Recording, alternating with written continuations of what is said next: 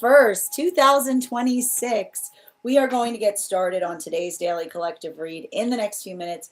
But if you would like to get on the list for today, the list, as always, is open. As always, it is 3 cards for a donation of 29 or more, 4 cards for a donation of 23 or more for my subscribers. Links in my bio. Please keep in mind there are 2 things I do not read for across these apps. Pregnancy, 3 things: pregnancy, medical, and legal. Happy to give insight on anything in private readings, and you can book private readings on my site. We're also doing 2 giveaways today. Our first reading giveaway is going to be a reading giveaway when we get to 50K likes. So make sure you're tapping that screen. We will get to 50K in no time. The other reading giveaway we're doing today is a reading giveaway for the highest gifter between now and the conclusion of our read. So I wish you a lot of luck if you're participating in that as well. We are going to be doing a readings today that focus on 1 cards and personals. If we have time, once we complete the 1 cards and personals, we will see if we have time to be able to do a full daily collective. Stella, thank you so much for getting on the list today. You will be the 2nd person read for. And if you would like to secure a spot as the 3rd person read for today, the list, as always, is open. Prior to beginning today's daily collective reads and personals, I will be giving a brief recap on what we've been seeing in the cards over the last few days. Now, if you'd like to catch those full readings, you can find them over on the place where we keep the videos. You can also find them on the place where we keep the photos. You can also find them as a podcast over on my spot at Tarot Church and over on my stack. But before we begin today, first and foremost, most important question: how are we doing today? Scale of 1 to 10. There are no wrong answers. Most important thing to recognize today is happy full moon in Scorpio. We are going into, in just a few hours, we're going to be hitting a full moon in Scorpio in Taurus. It's interesting energy, specifically because Scorpio and Taurus energy they're not the most easily blended, is the best way that I can describe it. When we look at Taurus energy, we're often experiencing, I like to point out, Taurus energy often works in the space of torque or tension. It's that steady pressure that we bring to things that allow things to be moved. Scorpionic energy is much more fast acting. It is driven, it is quick, it is very sharp. So when we combine those 2, what do we effectively have? The ability to recognize and navigate healthy, sustainable change that allows for long-form transformation to occur. It's also the understanding, it's a culmination of a lot of the work that we've been seeing that have been happening right now. And I find that there's something really beautiful about the fact that right before we entered this particular full moon cycle, we saw something very important which occurred, which was effectively the fact that Uranus also moved into Gemini. What have we been talking about that Uranus in Taurus teaches us? That the only way to find a deeper comfort zone is our ability of proportionally being able to step out of one, right? It's the incongruity that we need to embrace in order to find more congruity. It can often create the state or nature by which we often feel out of place, but it's that understanding that the way that we often find home, or the space by which we be comfortable, is the space of navigating discomfort over and over and over again. However, it's also really important to notate the difference between healthy discomfiture, which is the small changes that we bring in positive directions, versus the contorting that feels like it's things that feel completely out of our purview, or something that feels very much not in alignment to the self. We're seeing this a lot across all of the different frequencies right now, specifically between masculine, feminine, and non-binary energy. I'm going to walk you through everything that we're seeing in each of those experiences.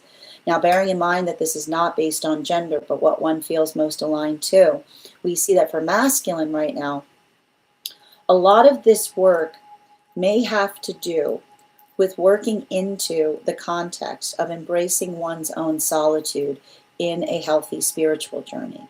This is why we talk about the fact that when you're working to heal, you better get good with yourself. You have to love yourself, because often the feeling of having to do something in ways that feel disrupting or potentially pushing back in the positive direction, for a lot of the energy that's potentially working through that, this observation of being able to kind of put that force of effort in the direction by which one is hoping to go, what's potentially happening is it's helping masculine see the shape of those that are in alignment to masculine versus those that masculine may feel that they need to let go of. It's interesting too, because I almost feel like for a lot of the masculine energy, working through a lot of the same lessons that we saw in the feminine context just a few weeks ago, which is working through letting go of the desire of people pleasing, or understanding that often a lot of the false masculine narrative that we see is articulated upon, right, pleasantness instead of purpose. And it's a continuation point of the lesson of understanding that pleasantness and purpose are not the same thing. And the way that we can usually find the ability to marry or to combine pleasantness with purpose is being able to understand what needs to be fixed, what needs to be changed, and being able to apply that force of pressure to it. There was a big word that was coming through in the last reading that we did, and that was how we effectively find prowess. Understanding that prow often talks about the prow of the ship, the ability to bring a sense of clarity or perseverance to things, the observation that we're able to bring to things that allow us to be able to steer things clearly. And that's the observation that we potentially see is happening for a lot of the masculine vibration right now, because when one is moving towards purpose, prepared to see things that help you attenuate your prowess, because it's the observation of being able to identify who is in alignment to the self versus what feels like it is out of alignment with the self. And this may be helping to fortify or secure a lot of those positive conversations or relationships. But it's not easy work, right? It may be feeling like the active transformation that is observed through healthy conversation. This brings us to a lot of the feminine energy right now. And what are we effectively seeing with a lot of the feminine energy? I got to describe this, and you can see the full spread that we pulled for feminine the other day, because everything about the feminine reading that we did was wild. We basically, and the reason I say it was wild is that we had the 3 cards in the heart space were not necessarily all aligned. A lot of them were underneath the 10 of Cups. And that same 10 of Cups we observed was also in combination in the masculine space.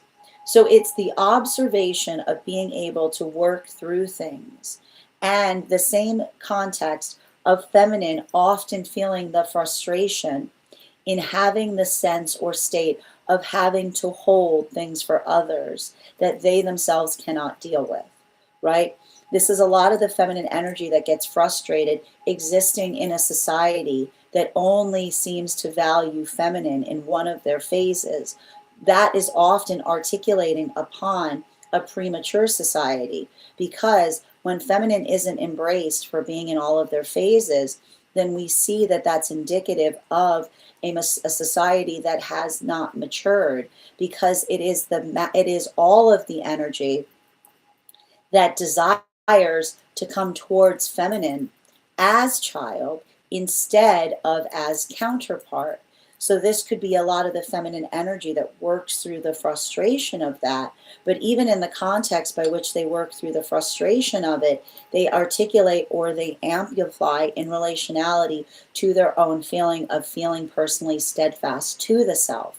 This is potentially a lot of the feminine energy that feels safe, seen, and supported when others see feminine as healthy counterpart, as the space by which they energetically collaborate with feminine, instead of having feminine have to embody some kind of atlas energy which is the modality by which it feels like the feminine has to carry everything for everyone.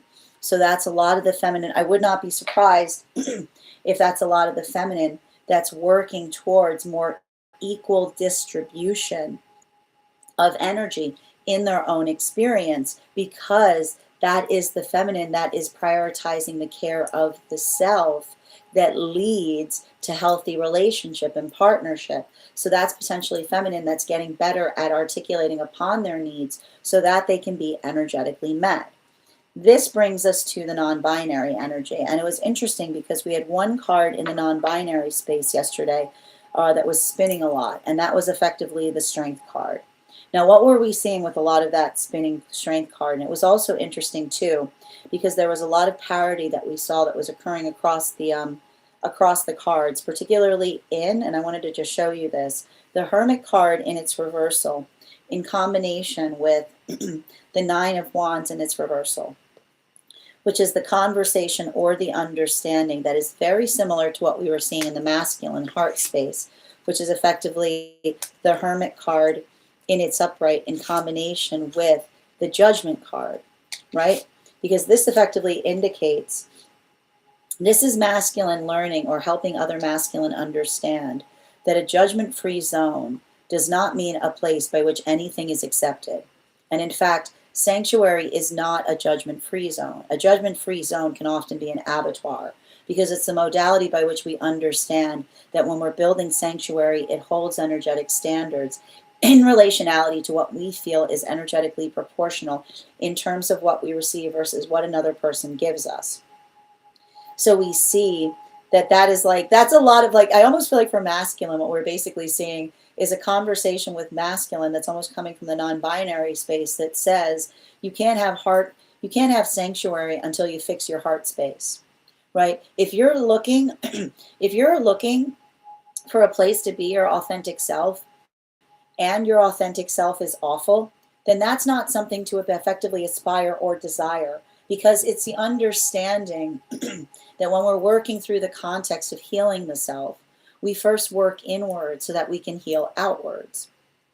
The observation of the difference between sanctuary and abattoir is the space by which one cultivates a place of serene surrender, the place by which one is able to be one's authentic self in a way that feels like it derives joy for not just only the self, but for everyone around the self, versus those that are too ego-driven, that often claim to be seeking sanctuary, but really they're not necessarily looking for sanctuary, but a place by which they can allow their ego to go into overdrive, which is why we see that often the identification point of sanctuary is a collective state, because it's the modality by which we prioritize others' comfortability. And how do we prioritize others' comfortability?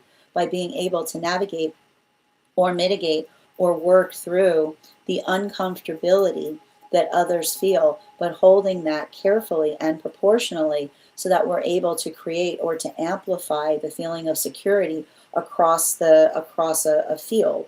So we see that this is something that those that in the non-binary space are very attenuated to. They understand that the journey of finding deeper joy is not one by which one prioritizes one's own joy, but works to amplify the joy of the amplification of joy, not just for the self, but in the context of everyone around the self. And what's interesting about that is at the same time that we see that, we also see that that's happening in the masculine space. So it's interesting because that's a lot of the energy that potentially is working through bringing balance to things. And a lot of the work that we see that they're bringing balance to is a combination of being able to identify or recognize, finding, I almost feel like that's a lot of the energy right now of non-binary, trying to carve out a space by which they themselves feel energetically safe, seen, and supported, which is often indicative or found within partnership, while at the same time potentially articulating or helping identify or unify in relationality to moving energy or moving responsibility across a field is the best way to notate whether you are being appreciated or taken advantage of. So the modality by which we see that, I feel like it's interesting because I feel like I see a lot of the non-binary energy, interestingly, working through Libra lessons, which, and again, I know this is going to sound a little confusing because it's not that we have a lot of energy in Libra right now, but you have to see the fact, and I like to point this out, we've got a lot of the planets that are all in Aries, right? So there's a lot of different demands that one might be feeling. So it's proportional to see and recognize that across from Aries, we've got Libra, which says that everything becomes balanced when everyone is doing everything that can be done to help each other navigate one another's needs effectively, not feeling like one has to do everything for everyone. Now, that is where we find all of the energy prior to beginning today's reads. But if you'd like to find that full reading, you can find it over on the place where we keep the videos. You can also find it over on the place where we keep the photos. You can also find it as a podcast over on my spot at Tarot Church and over on my Stack. I would also encourage you to head over to my Stack to learn more about our next tarot class, which will be held on Thursday, May 21st at 6 p.m. PST, 9 p.m. Eastern. We will be continuing our studies into the tarot with a focus on the court cards in the Pentacle suit.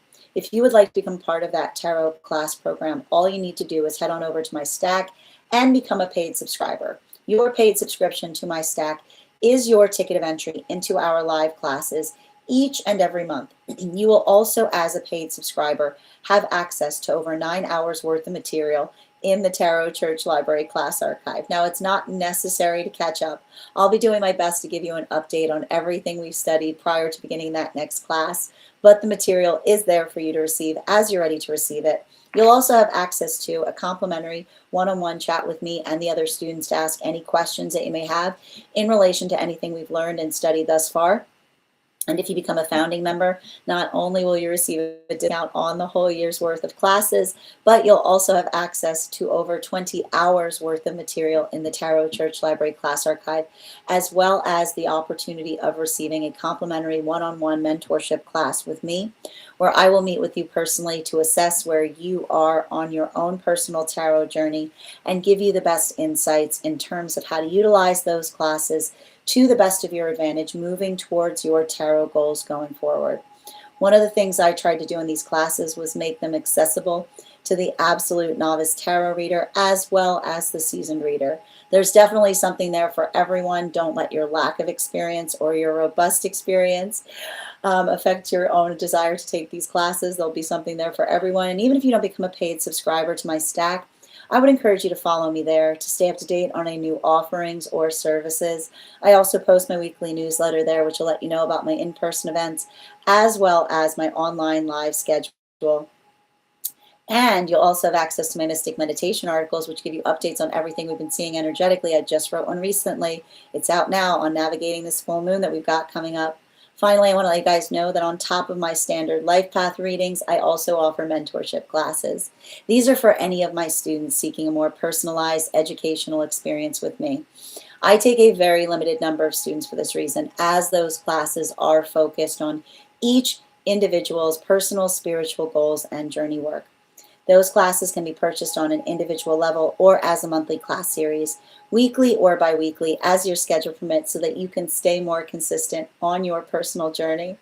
I'm also very happy to offer for those the dream interpretation readings, which you can purchase per dream or as a series. If you purchase a series, I would encourage you to start to keep a dream journal, as we will meet weekly or bi-weekly with that journal and utilize the tarot to understand the key themes and messages coming towards you in the dream space. But let me know in the comments how this full moon energy is impacting you, because it is going to hit everybody a little bit differently. That said, we are going to get started on personal readings today, and if you'd like to get on the list is open. You will be the third person read for. It is 3 cards for a donation. Fourth person read for. Thank you, Kat, for getting on the list. It is 3 cards for a donation of $29 or more. 4 cards for a donation of $23 or more for my subscribers. Links in my bio. Please keep in mind there are 3 things I don't read for across these apps: pregnancy, medical, and legal.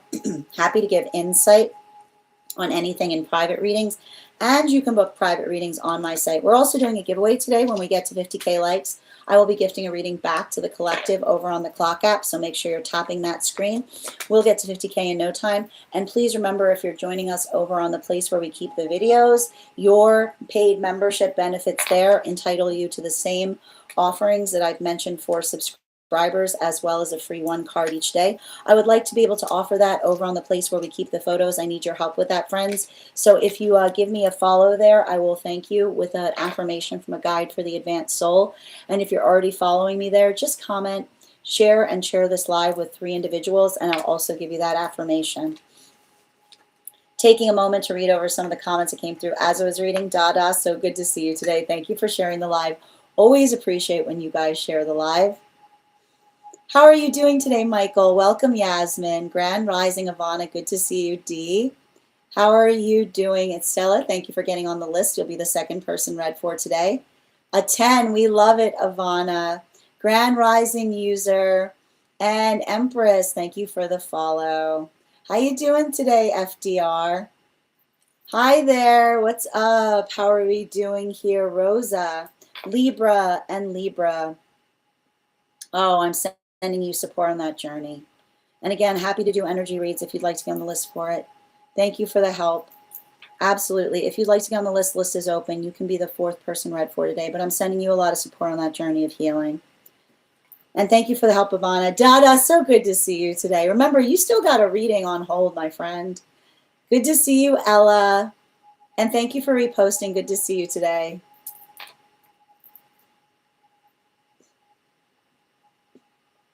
I mean, Robbie, I'm of the opinion that everyone has access to Yeshua, but thank you for bringing that up. Absolutely. And Dada, thank you for sharing the live. Yes, Glass, thank you for the follow, and thank you for sharing the live, Dada, as well. How you doing today, Bridget? Good to see you. Welcome. As I mentioned, friends, we're going to get started on today's daily, on today's personal readings. Grand Rising, Ro. And blessings to you. If we're going to get started, but if you want to get on the list right now, you'll be the 4th person read for.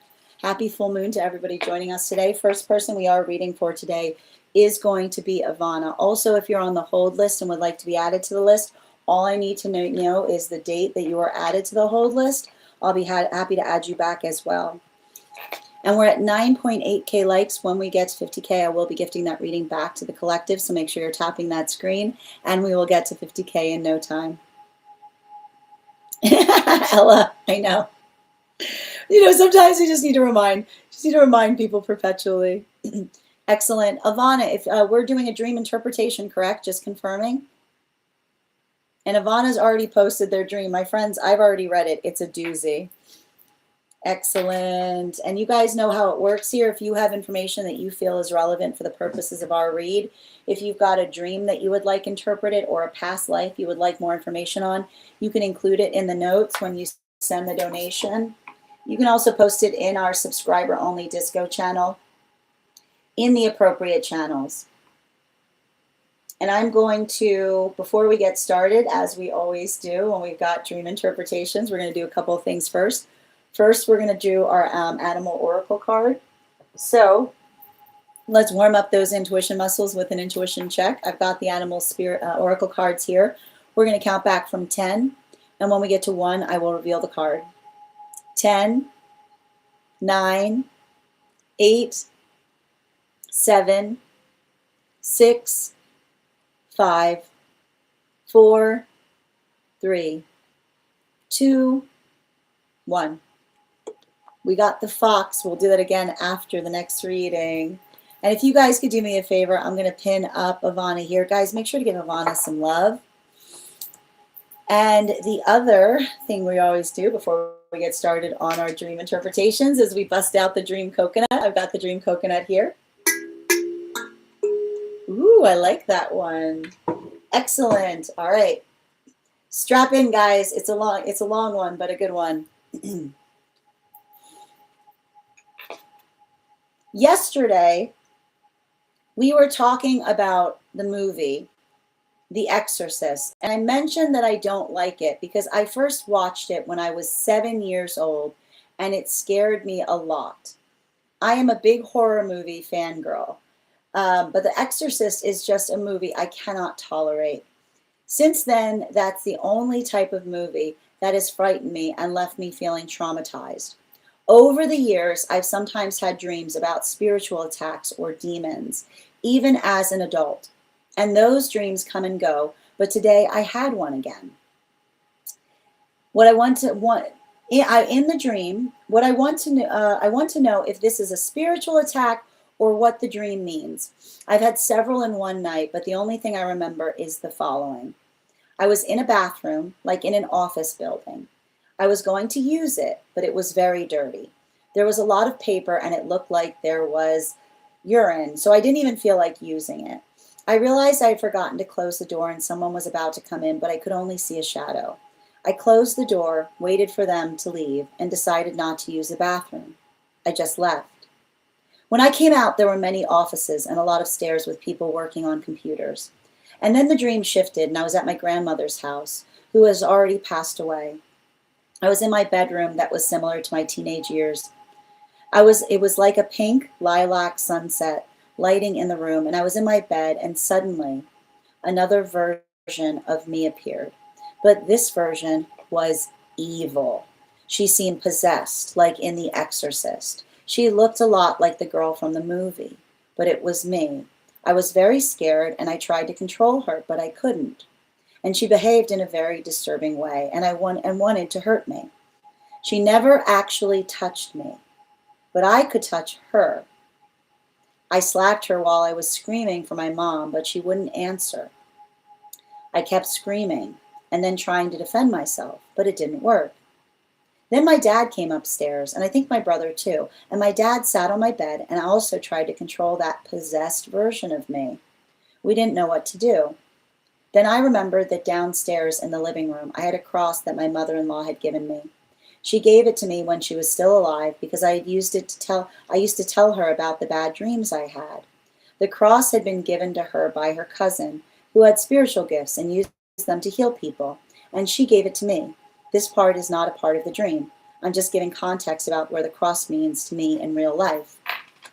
I went downstairs, grabbed the cross, and my mom was a bit confused and didn't know what was going on and came to back up.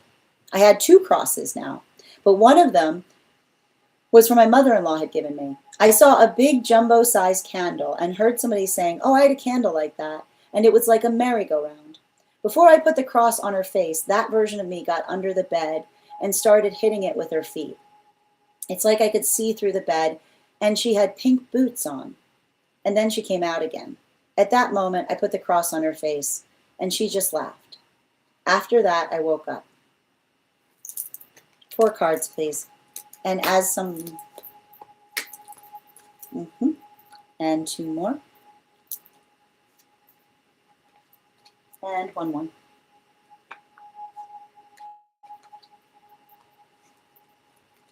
Well, the first things first, it is not a spiritual attack. These dreams are not spiritual attacks. What they are shadow work dreams. And we're going to talk about why they're shadow work dreams. Because your guides are being very clever in the way that they're showing you this dream. And the way you have to understand it is you're going to have context here. And I want you to notice the difference in your reactivity in the dream space.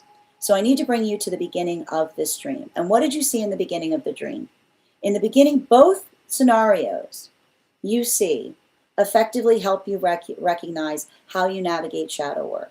And what do you see in the first dream? You see the externalized shadow work in relationality to something that you see that feels energetically not appealing. And it's being articulated by an intimacy wound.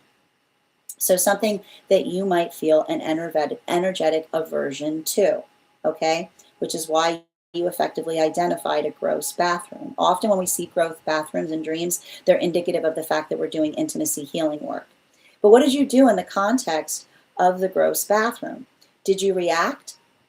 Did you get upset? Did you push out against it?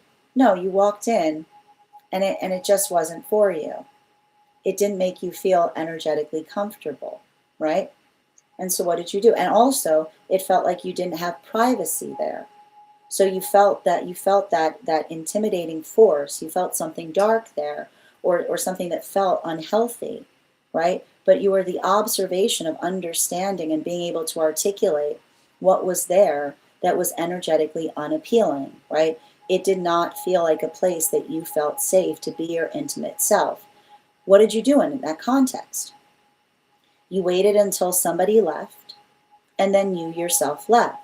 You turned away from it. You just moved away. It wasn't for you. See how easy the guides are showing you it can be to navigate shadow work, particularly in the realms of something that you feel uncomfortable about. Why does that change in the context of yourself? Why does it change in the context of the self? Because what the shadow work dream actually shows is the fact that you may potentially hold double standards in relationality to the space by which you allow something outside of the self just to be energetically avoided versus something that you feel like you need to face within the self. We have the same exact experience here that's happening that is being represented by the figure of the self that you were seeing in the dream space. And there's something very important that I need to call your attention to in relationality to what was occurring in the dream space and how you were reacting to it versus what was actually happening. What was going on in your head? You saw a distorted version of yourself, okay? You identified the fact that you saw a distorted version of yourself. And why was the version of yourself distorted? You don't give any other indication of something negative they were doing beyond the fact that they were behaving oddly. Now, you saw that they were behaving oddly, and then you articulated the fact that you assumed that they wanted to hurt you. But I need to ask you a very important question in the context of that dream space. Did that energy hurt you? Was there any context in the dream by which you saw that figure touch you? In fact, you said it yourself, did you? Did you not? You articulated very clearly. You actually wrote it down. You wrote it down. They behaved in a very disturbing way and wanted to hurt me. Immediately following that statement, they never actually touched me. So this is the question, and this is the source of where the shadow work lies in the dream space. What gave you indications just because you saw that version of yourself behaving oddly that made you feel that they wanted to hurt you? Because they did hurt you. And why did they hurt you? They hurt you not in the state by which they hurt you, but in the state by which they disturbed you. And you yourself started behaving disturbingly based upon their energetic presence. Because what do we see that you're doing in the dream space now? Something energetically disturbed you, and what do? You started panicking, right? You started panicking. You started calling out to others. You started calling out to others and articulating the fact that you felt that you were in energetic danger. And you see why this is now shadow work, because you're not fighting against them. You're not fighting against them so much as you're fighting against the fear that they created within you based upon their energetic appearance. You're not fighting them in any context. In fact, you are the one striking them, if I am clear here. They never laid a hand on you, but you articulated in the dream space that you started striking them and you started trying to place a cross on them. And what do we see that figure does? They go under the bed because you're effectively going towards them. So do you see how, and this is basically, and this is what we see that is happening in the dream space. We see the difference, right? We see the difference between what happens in the first scenario, which is the space by which you saw something energetically disturbing. And what did you do? Did you give it any energy? No, you didn't give it any energy at all, right? you didn't give the dirty bathroom any energy. You're like, ugh, I don't like this, and you moved away from it. But do you see what's happening in the context by which you see it and you feel it within the self? You start striking out against it, right? You start trying to quash it out, and as you do, it becomes bigger and bigger and bigger. And this is often what happens in the state by which we navigate our own panic and fear, the anxiety that effectively builds on itself until what's happening in the dream space. Who, by the end of the dream, is acting absurdly? Is it the space by which somebody appeared before you that disturbed you or looked energetically disturbing? Or is it all of the energetic steps you're taking, right, to try to and here's the thing about it, what was the energetic purpose that you were trying to achieve in doing all of those things, right? Was the attacking, or was the throwing things working, or was it just increasing? And that's why we see at the end of the dream, right, the modality by which the figure, the modality by which the figure laughed at you is because it's the identification point of the observation that they haven't done anything besides elicit the reaction from you. And this is further articulated, and I'm really glad that you brought it up, because we see this even further indicated in the space by which you identified that when they climbed under the bed, right? And once again, they climbed under the bed. They couldn't touch you, right? You're safe. They were effectively kicking the object that you were trying to hit them with. But what color were their shoes? Their shoes were pink. They were wearing pink shoes, which is again indicative of the intimacy wound, on the fact that they themselves, pink is what we associate to something that is soft, to something that is harmless. So it's the understanding of effectively, and this is what's kind of lovely about it. This is basically a shadow work dream that is, and that's why you saw in the space in between, you noticed, right? You noticed that room, or you saw the room with those with the computers who were working, right? Because it's the understanding of the same exact thing, right? The same exact thing that was happening in the context of changing the self, right? The same exact situation that you identified as it was required in the space of you walking into a room that felt unappealing, right? The shadow work that was easy for you to navigate in relationality of just avoiding something and seeing how easy it can be, versus the observation of the space by which it feels like you're fighting back against something. And the more you fight back against it, what happens? You give it more energetic power, right? To the space by which the energy literally wasn't doing anything, right? They literally weren't doing anything but being in your presence, being disturbing, right? Being disturbing in your presence, and seeing all of the energetic volatility that potentially arises based upon the fear of the harm that they were going to potentially do to you, but recognizing that there was no indication, of the fact that they intended to hurt you, beyond the assumption that you made based upon their visage, right? The assumption that you made based upon their visage, or the way that they appeared. Bottom of the deck on this reading. So the observation, and this is also beautiful, because we see that there's something really beautiful in terms of the fact that you see a lot of family around you as you're doing this work, right?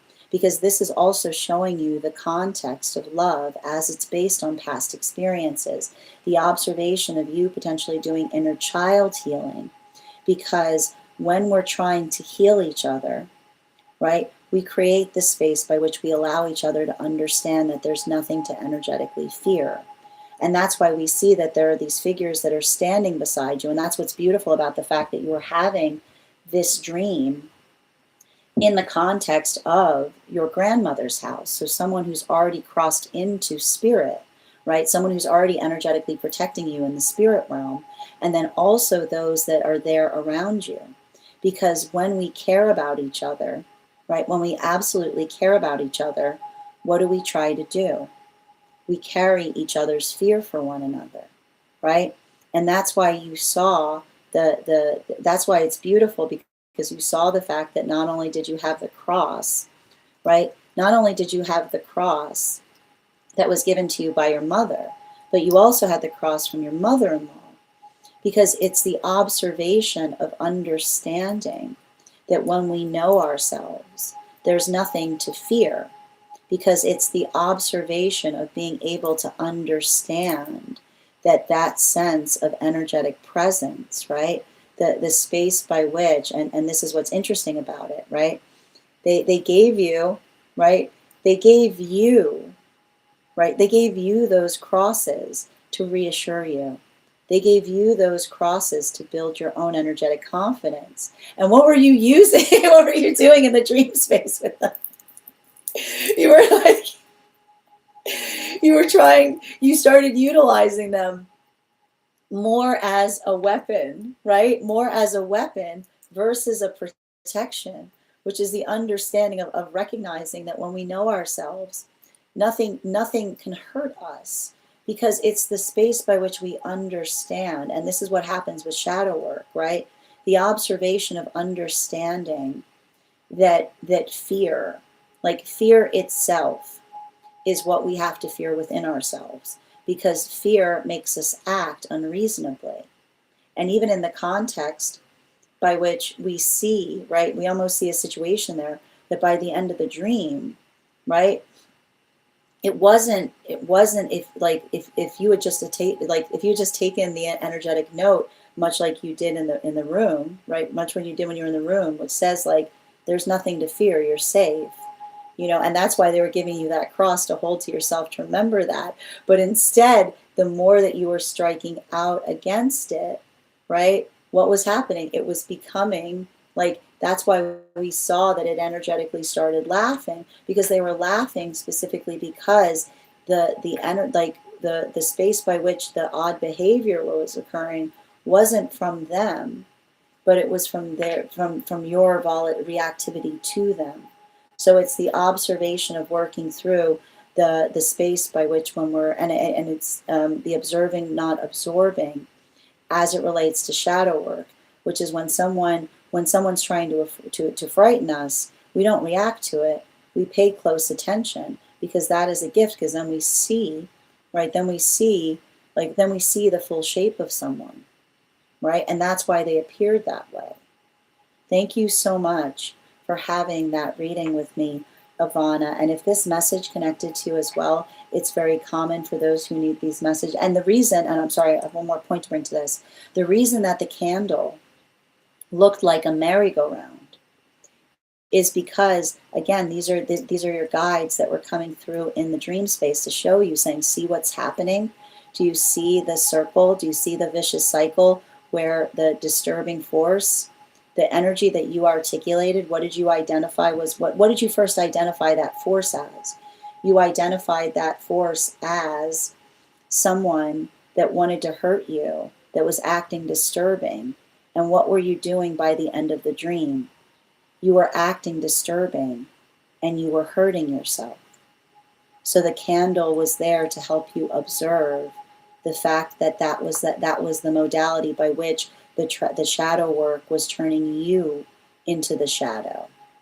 And that's why when you harmonize with it, you're able to heal it. Thank you so much for having that reading with me, Ivana. And if this message connected to you as well, it's very common for those who need these messages to be here to experience them. We are doing personal readings right now. If you would like to get on the list is open. It is 3 cards for a donation of $29 or more. 4 cards for a donation of $23 or more for my subscribers. Links in my bio. Please keep in mind there are 3 things I don't read for across these apps: pregnancy, medical, and legal. Happy to give insight on anything in private readings, and you can book private readings on my site. We're also doing a giveaway today. When we get to 50K likes, I'll be gifting a reading back to the collective. So make sure you're tapping that screen and we will get to 50K in no time. All right. Hi there, Ella. Good to see you today. I'm just going to read over the comments that came through. Dada, thank you for sharing the live as well. Hi there, FDR.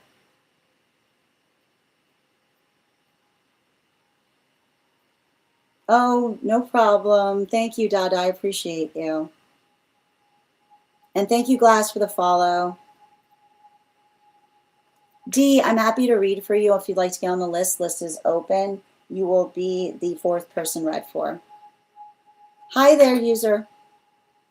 I'm fine if I'm happy to put you on the list, user, if you'll confirm that you'll be here in the next few minutes, because I have put you on the list.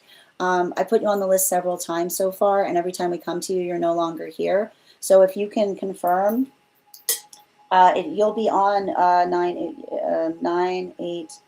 18. So if you can be here in 20 minutes, I'm happy to add you to the list. But I just want to make sure that you're not asking to be on the list and then you're not here, because we've had to go through this a few times now, and it's not polite to those who are trying to secure a spot on the list. Thank you. And Dada, thank you for sharing the live. Always appreciate when you guys share the live. Excellent. Grand Rising Row, good to see you today. Excellent. Yep. I know, it's terrifying. Yeah, this reminds me of doing, yeah, it does. Yeah, a lot of those old time things. This is wild. Good on that for Ivana. Hi there, Jace. In my dreams, I usually see trees with good fruits.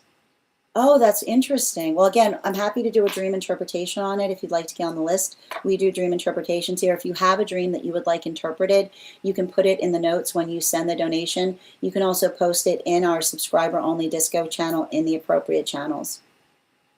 Not necessarily, but often, so the space by which we see, and you kind of know this, the space by which we observe the context of different spaces changes invariably dream to dream, but very frequently when we see a dirty bathroom in a dream space, it can be indicative of doing work to heal an intimacy wound. Yep. They were different kinds. Oh, but always clean. Yeah. Yeah, you see, so there it is. Thank you for confirming, Ivana. They never actually hurt you. They never touched you. You said it. You said it in the dream space. They could not touch you, but they were acting unusual, and their appearance was frightening. Oh, that's interesting, Ella. Again, we would have to do, with a dream like that, we would have to do a full deep dive to see what that is, because water can have different meanings in dream spaces. Yep, it felt like you were making the evil version of yourself more strong. The question is, though, did they do anything? Did they do anything that identified as evil beyond the fact that their presence was disturbing to you? Right? That's where a lot of the work in terms of identifying or working to heal is. Oh, really? Your brother has similar dreams to you and you compare notes? That's amazing. Hi there, Dawn. So we do one-card readings for super fans and for those who are paid members over on the place where we keep the videos. How you doing today, John? Over on the place where we keep the videos. So if you want to become a super fan or a paid member, then we will have, when we get to the one-card readings, we will be doing those today. Grand Rising, Minnie. Good to see you. And thank you for that beautiful paper crane, Dawn. Stella, thank you as well for getting on the list again. I appreciate you. Excellent. My mother-in-law also, okay, so they also passed and you felt that. So you have to understand they were your protection, right? Like the modality by which they, and it's beautiful the fact that they were appearing in the dream space, because it's almost like their message is saying, when someone's trying to frighten you, remember who you are, right? When someone's trying to frighten you, like remember who stands behind you, you know? Guys, please make sure not to message people promising strange things in PMs. Be safe out there. And Random, thank you for the follow. Candy, these are donation-based readings, so I'm happy to read for you if you'd like to get on the list. It's 3 cards for a donation of $29 or more for non-subscribers. And Ebba, thank you for the follow. Yep, Stella, happy to read the list. The list we have right now is Stella, Kat, and you again, my dear. All right, the next person on the list for today is Stella. Stella, if you're here, can you let me know in all caps? Oh, you're obviously here. Can you let me know if we're doing, what kind of reading we're doing? And if anybody else wants to get on the list right now, it's a lovely time to get on the list. You'll be the 4th person read for. We're also at 12.3K likes. When we get to 50K, I will be gifting a reading back to the collective. So make sure you're tapping that screen and we'll get to 50K in no time. Yeah, absolutely, absolutely, user. So as I said, as long as you can confirm that you'll be here in 20 minutes, I'm happy to add you to the list. Because I think that this is maybe the 3rd or 4th time that you've asked, and every time you get on the list, I go to read you and you're not here. So if you can confirm that you'll be here in 20 minutes, I'm happy to add you back. Perfect. Excellent. I've got you. Oh, Denise, did you send 2? I'll confirm you right now. Thank you for confirming, Denise. All right, Stella, could you let me know if you'd like a general reading or if you have a specific question you'd like me to answer? Okay, no, it's all right. I appreciate it. I just want to make sure. Okay. All right, so I've added you to the list too, dear. Excellent. Thank you for letting me know. So just a reminder, friends, if you have information that you feel is relevant or necessary for the purposes of our read, you can include it in the notes when you send the donation. You can also post it in our subscriber-only Disco channel in the appropriate channels. And if anybody else wants to get on the list for today, we've got 4 spots available today before the list will be closed. How are you doing? Oh, Dawn, thank you. Wonderful. So when we get to the 1 cards, yes, so if you could let me know, whenever someone instantaneously, and whenever someone becomes a super fan, you automatically immediately get your 1 card. So if you want to let me know what your question is for your 1 card, I'll be happy to draw that card for you. And in the meantime, I'm pulling up. Let me pull up Stella's question right now. So we've got, for anybody interested, the list we have right now is Stella, Kat, user, Stella, and Denise. Okay.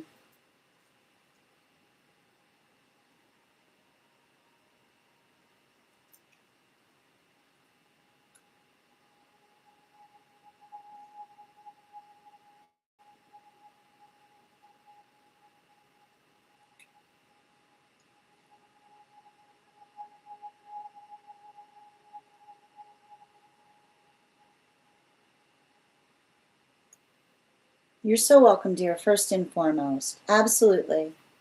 Oh, and thank you guys for welcoming Dawn. Wonderful, Dawn. If you could just let me know if you'd like a general, if you have a specific question. Also, Stella, is this inside tea or outside tea?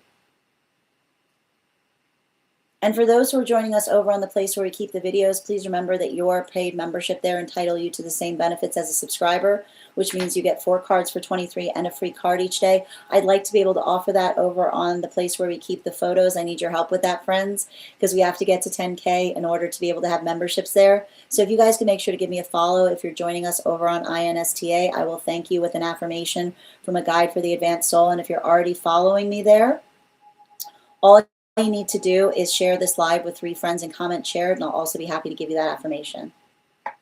1 card for clarity on relationship with Jay, with Dawn. And Dawn, if you could send me a heart me, you'll also get an animal oracle card on top of that 1 card. They need to decide what they want.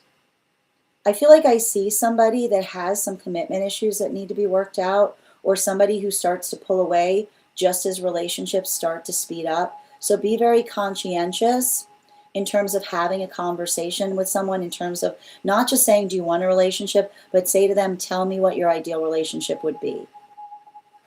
Bottom of the deck, yeah, especially with this 10 of Pentacles in its reversal.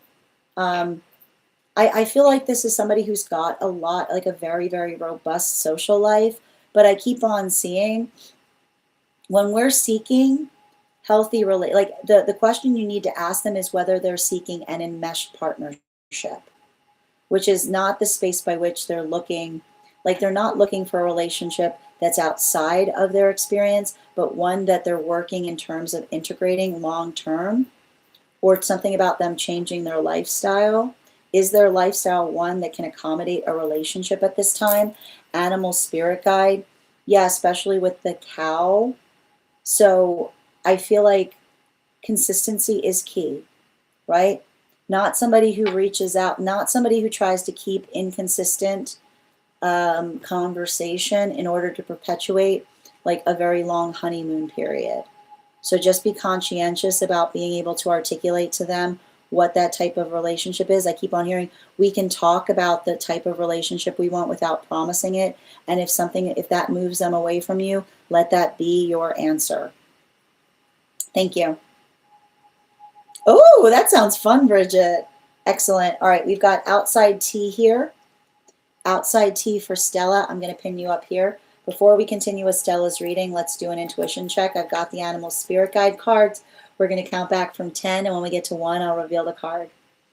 10, 9, 8, 7, 6, 5, 4, 3, 2, 1. We got the swan. We'll do that again after the next reading. I deeply feel like I am in connection with my angelics at this time. I also understand now that I needed the despair I carried in the past to reach where I am today safely. Everything has become much clearer to me. And I realize that I may have been protected the whole time because I'm simply not made for that other path.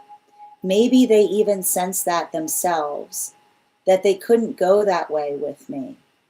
I kind of have to laugh about it myself because in my mid-20s, I actually once tried to initiate a relationship with someone who was my age, but who was already invested in several other relationships.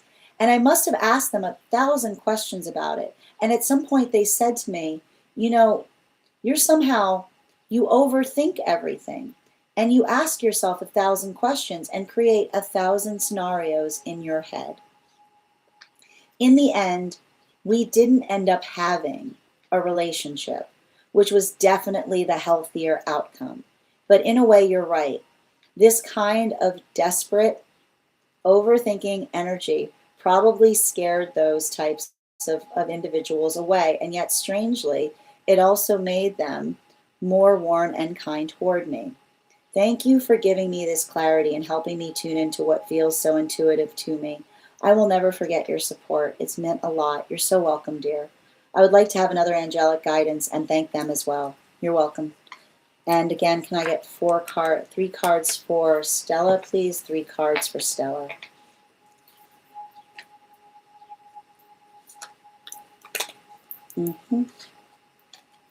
The word that you need to remove from your dialogue here is desperate. Okay? Because despair and desperate are 2 different things, and that's coming straight from your angelic. And the reason you have to understand that is because I told you this angelic was, I think we've spoken about the fact that the angelic was putting you in a state of despair to protect you from something that would have been absolutely awful. The path that would have, and you stated it yourself. If they had not shrouded you in that despair, then another person was trying to effectively bring you into an incredibly despairing cycle, right? And that's why I kept on seeing in terms of this angelic, them articulating that better to despair for a short period of time than have to experience a lifetime of misery. And I feel like you need to write that down. That's how and it's funny too, because I know you keep on trying to thank them, but they keep on apologizing when I go to read to you, which is I got to point out, it's very unusual to see angelics in the state of carrying apology, but this is what I keep on seeing, and this is how much you were cared for by that angelic. I keep on seeing them say a proportion of despair to save them from a lifetime of misery. A portion of despair to save them from a lifetime of misery, which was a context of time by which they felt that they had to build you into this. But the other thing they want you to say is there's nothing desperate about your questions. You need to remove that. Your questions are your highest protection. Your ability to question things is an absolute gift. And I want to point you out the thing that's wild about a trauma environment is that a trauma environment will throw a compliment to you like an insult. Okay? I want you to remember that. One of the ways that you'll often notice that you are in a trauma environment is someone will articulate something that is a positive, but they'll say it as a negative. And you saw it there in the context by which you identified that relationship that you are potentially trying to move towards, right? You were invested in potentially trying to build a relationship with someone. And what did you effectively do? You did the reasonable thing. You brought to them a bunch of incredibly healthy questions. Your curiosity around something was effectively articulating or amplifying the fact that you weren't going into something haphazardly, but with a lot of care and a lot of energetic attention. And what happened? It stopped that person in their tracks. It stopped that person. It immediately stopped that person. And what did they say to you?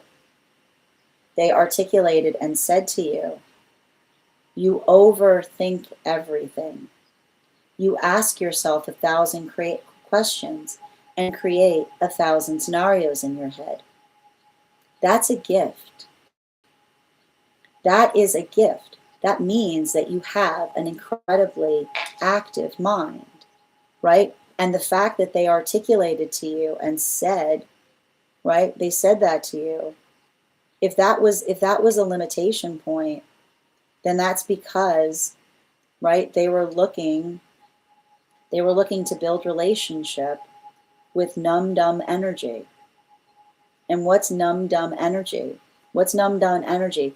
Like the unhealthy relationship that says it's there as long as you don't question it. It's there as long as you don't overthink it. Does that sound like a healthy relationship to you? Does that sound like a healthy relationship dynamic? The space by which another person gave you the highest compliment, right? What a mind on this one, right? Like what a mind on this one. What a mind on this one who overthinks and asks 1,000 questions and creates 1,000 scenarios. That is literally somebody saying you are incredibly intelligent. And if they ended relationship with you, or you ended up not building into it, it's because your intelligence protected you from an unhealthy relationship. There's no context by which someone should say that, and it shouldn't be a compliment. That's a gift that you bring into healthy energetic partnership. So I want you to remember that, because what we're effectively seeing here is an observation or situation by which you understand, and I feel like the beauty of this is your understanding that all of that was protection, right? How beautiful it is to see all of those moments. The rejection was the highest protection, because the question you have to say is, why would they want something other than that, right? If somebody saw you despairing because they would not be open about what happened, can you imagine the type of relationship? That was somebody that was potentially seeking a perpetually secret relationship with you. If there was a situation by which you noticed that another person had a lot of different relationships in their life, which again isn't necessarily negative so long as it's done in a healthy way that is mutually consensual, but instead you asking healthy questions towards it created the viability point by which they said, you asked too many questions, and that ended the relationship, then you understand that those questions are your purifiers. That those questions being your purifiers allow you to purify and to qualify what is truly healthy, right? Which is the eagerness. When something is healthy, then we're eager and delighted to talk about it. When something is not healthy, then another person will literally say, oh, you're too smart for this. Oh, you're too smart for this. That's literally the sound you will hear as the least healthy relationship you've ever confronted moves away from you, right? Because I keep on hearing intelligence is a gift we bring into enlightened partnerships, but is an absolute detriment to those who seek something that is revolting or something that is revilable. So I want you to understand, and this is where I get the bottom of the deck on this, I want you to write down right now on your healing journey, your divine counterpart finds your intelligence, your highest attribute. And that's coming straight from your angelic. I want you to write it down, and I want you to look at it every day. Your divine counterpart finds your intelligence, your highest attribute. It is the absolute highest attribute of you. And when you are moving through the world right now and you're looking for that divine counterpart, remember, you are not going to have to be in a space by which you pretend to be less intelligent in order to facilitate a connection, because I keep on seeing that that divine counterpart is going to absolutely delight in how your mind works. They're going to consider it absolutely beautiful and empowering. And that's why I keep on seeing all of that. You have not encountered that person yet. All of these other connections will pale in comparison to that, because those same questions that another person tried to identify and tried to hurt you with, right? And that's what trauma will do. Be like, look, what, are you happy now? Do you see what those questions get you? They get you nothing. That was your highest blessing, right? Because if someone says, you see what your questions get you nothing, you just avoided the most unhealthy relationship, which has been paving a way for your absolute best one. So let those questions continue to pave the way towards perfect partnership. Thank you so much for having that reading with me. And if this message connected to you as well, it's very common for those who need these messages to be here to experience them. We are doing personal readings right now. If you would like to get on the list is open. It is 3 cards for a donation of $29 or more, 4 cards for a donation of $23 or more for my subscribers. Links in my bio. Please keep in mind there are 3 things I do not read for across these apps: pregnancy, medical, and legal. Happy to give insight on anything in private readings, and you can book private readings on my site. We're also doing a giveaway today. When we get to 50K likes, I will be gifting a reading back to the collective, so make sure you're tapping that screen, and we will get to 50K in no time. Thank you, Kristen, for the follow. And just reading over. Hi there, Mabs. How you doing? Guys, make sure to go give Mabs some love. So good to see you, dear. Absolutely. Excellent. Hi, dear. Yep. And Bridget, I hope you enjoy that vacation. And Wakil, thank you for the follow.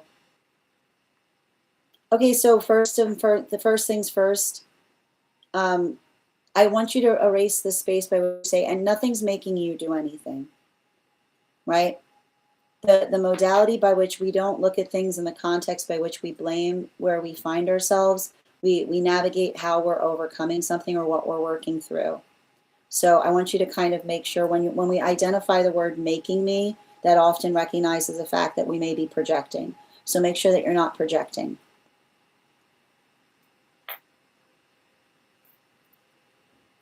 So, and again, Wakil, I need to ask you to go ahead and take a look at our, please go to my profile and look at our code of conduct here. We've got simple rules in relationality to how we communicate in the chat space.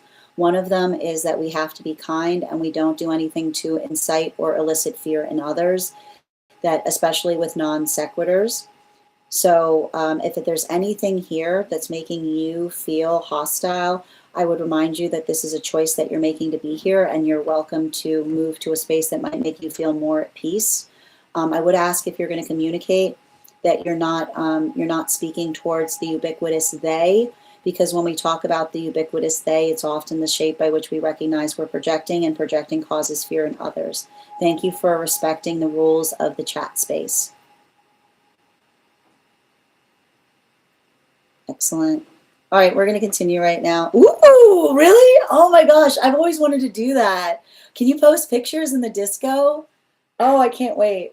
All right, let's continue right now. The next person we're reading for today is Kat. Kat, if you're here, can you respond in all caps? Let me know if you would like a general reading or if you have a specific question you would like me to answer. How you doing today, dear? So good to see you. All right. Okay, no problem. So just a reminder, we never look to the cards to make decisions for us, but we can look towards the cards in terms of getting some insight and relationality to the shape or nature of some kind of work that's coming towards us. So before we continue with your reading, I'm going to warm up those intuition muscles with an intuition check. I've got the animal spirit guide card here. We're going to count back from 10, and when we get to 1, I will reveal the card.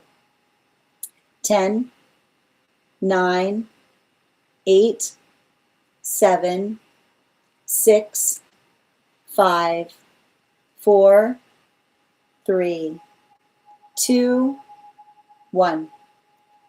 We got the wolf. Thank you, guys. We'll do that again after the next reading. I totally understand, Kat. All right. I'm going to check that out, Bridget. Absolutely. All right. I'm going to pin up Kat here. Guys, make sure to give Kat some love.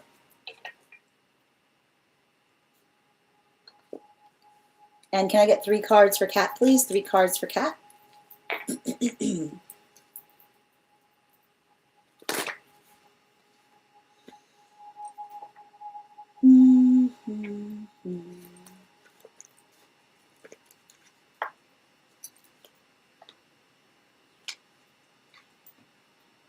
And 1 more.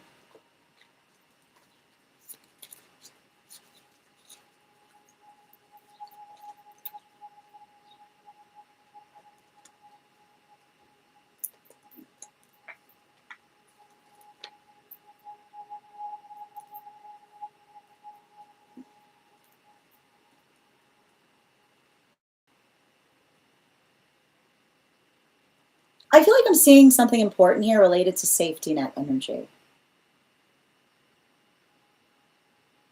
I just keep on seeing the word safety net coming through. and the thing about it, is this like a new connection you've made, or somebody new that you're working with?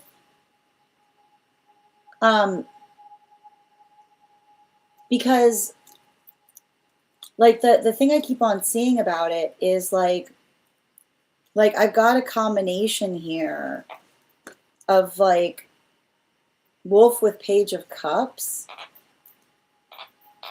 And the thing about it that I'm identifying, it feels like there's something there to navigate in relationality to being able to understand or prepare for something. And that's the hard thing about it. Like, it feels like somebody who's very much like, it feels like somebody waiting on another person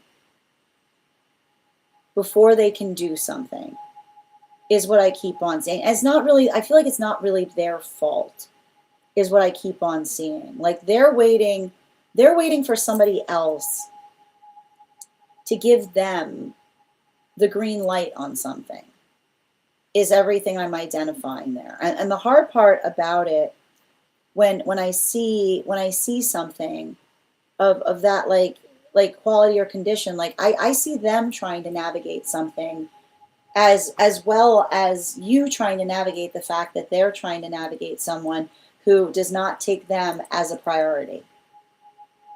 And I feel like that's the hard part about it, which is like, I feel like it might require you to have a hard conversation with someone, which is to say, like, you know, it's having to say to somebody respectfully. I almost feel like I see you saying to somebody respectfully, like, respectfully, I understand that this isn't coming towards you, but you can't come towards me with a maybe. And that's what I keep on getting. It feels to me like that's what I mean in terms of somebody saying this is happening or it's not, instead of you potentially, I keep wondering, instead of you potentially carving out the time. And I feel like the word, and this is what I mean in terms of a safety net, which is saying, I keep on getting, and I don't know why it keeps on coming through, but I keep on getting contractual like lead time, which is basically saying something to someone.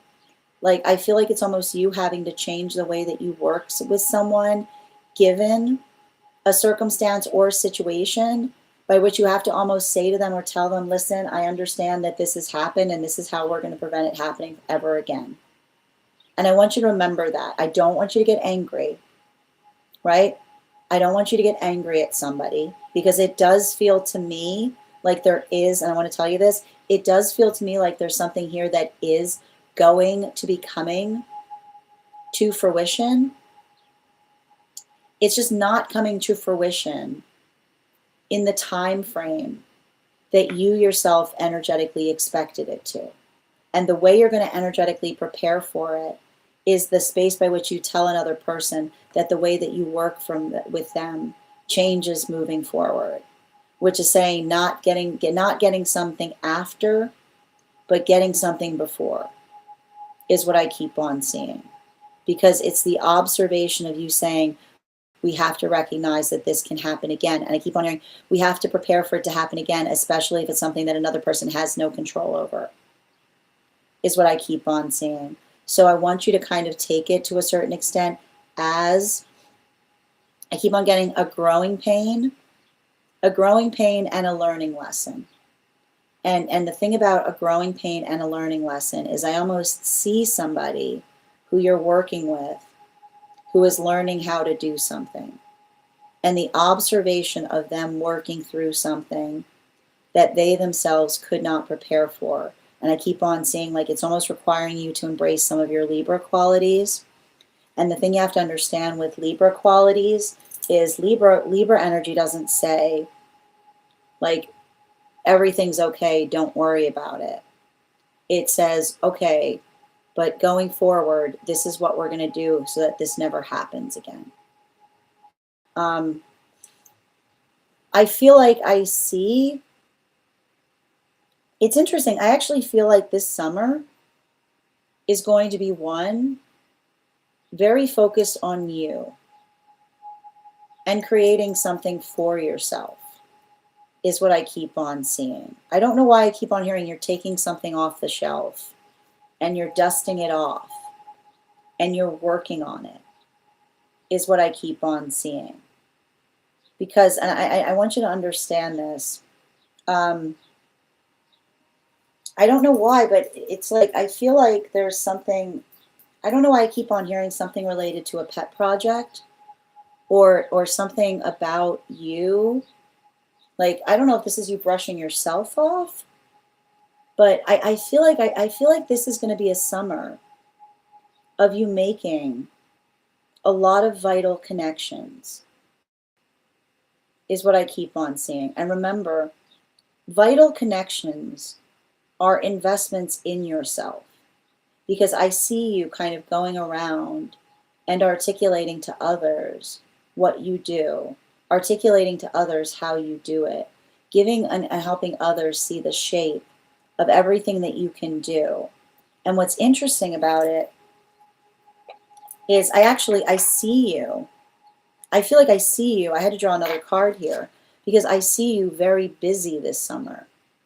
And I almost see you very busy doing something that like creates some longevity. Like there's something here that you start to do that is something that you can return back to.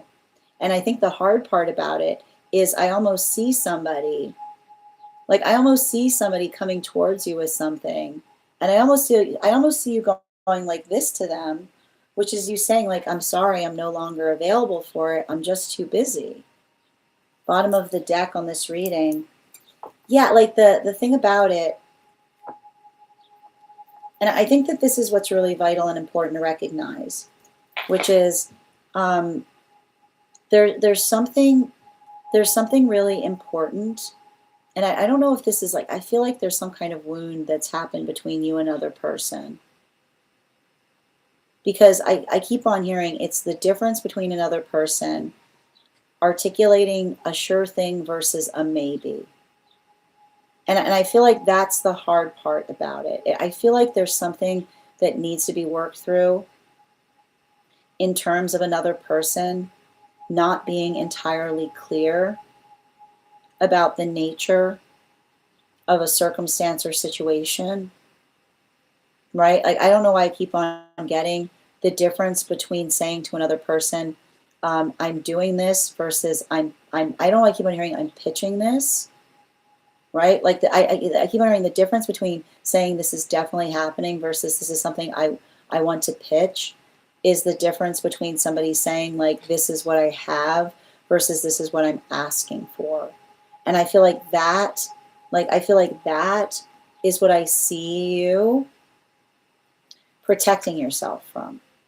Like I just see some kind of circumstance or situation there by which you yourself articulate to another that, like, I keep on hearing we don't say we don't say something like we never say it's definitely happening versus it might be happening is what I keep on seeing. And the nature of something I see, like there, it is saying to me that something is moving forward there, but it's much slower.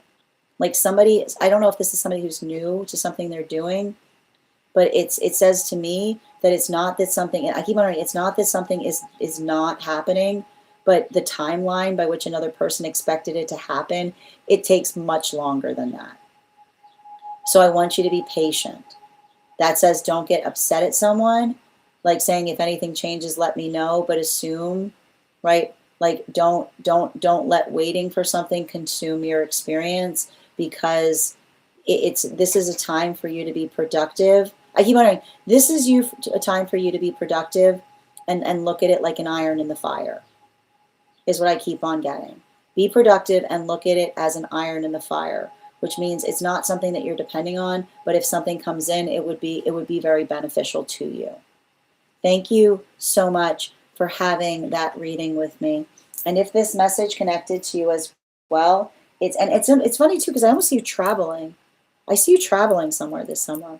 I don't know why I see that, but I feel like I don't see you in the same location that you are now. There's some kind of opportunity that opens with something getting slowed down.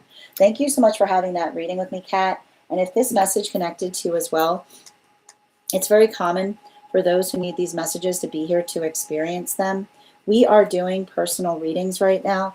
If you would like to get on the list is open. I've got 4 spots left for today before the list will be closed. 3 cards for a donation of $29 or more. 4 cards for a donation of $23 or more for my subscribers, links in my bio. Please keep in mind there are 3 things I don't read for across these apps: pregnancy, medical, and legal. Happy to give insight on anything in private readings, and you can book private readings on my site. I'm going to take a moment to read over the comments that came through as I was reading. Danny Boy, thank you for the follow.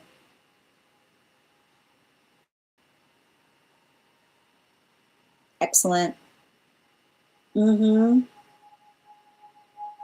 Excellent. Yeah, send me a picture of the kit, Bridget. I want to check it out. Not new. Maybe someone new will come by. They gave me lots of contracts. Offer me one. They said they weren't sure if he could offer me any more. I feel like there's going to be more there. I feel like I see somebody going through a dry spell right now. Yeah, waiting for upper. Yep, thank you for approval. And SR, thank you for the follow. No, I definitely, here's the thing about it. I see work in the summer, and I see you in a space that feels like a beautiful location. Libra rising, thank you for confirming what I was reading for. Grand rising moon, heard. No, I can see that, like, that's the thing about it. Like, it feels to me, like, I have to point out, it feels to me like somebody who might be panicking. But I have to stress this. Like, it feels like don't let it, Like, don't let it shake you up. Like, I feel like it's a space by which you have to say someone, if anything changes, let me know. You know, just keep a cool head on it. Yeah, I know. Well, I know. But here's the thing about it's not your doom and gloom. I feel like it's others. I feel like it's others doom and gloom, or others like I keep on seeing like it's like I feel like I see energy like no foreboding, like foreboding free zone. Okay, you're so welcome, Kat. Oh, thank you for also receiving that message, Danny. Yep. Oh, you're so welcome, dear. I'm glad this message helped. Good to see you today, Miranda. Oh, and thank you for also receiving that message, Wally. Tatiana, I mean, best advice to give. What do you mean in relationality to what? That's a very broad question. All right, the next person. How you doing today, Kiara? The next person we're reading for today is user. User, if you're here, can you respond in all caps? Let me know if you'd like a general reading or if you have a specific question you'd like me to answer.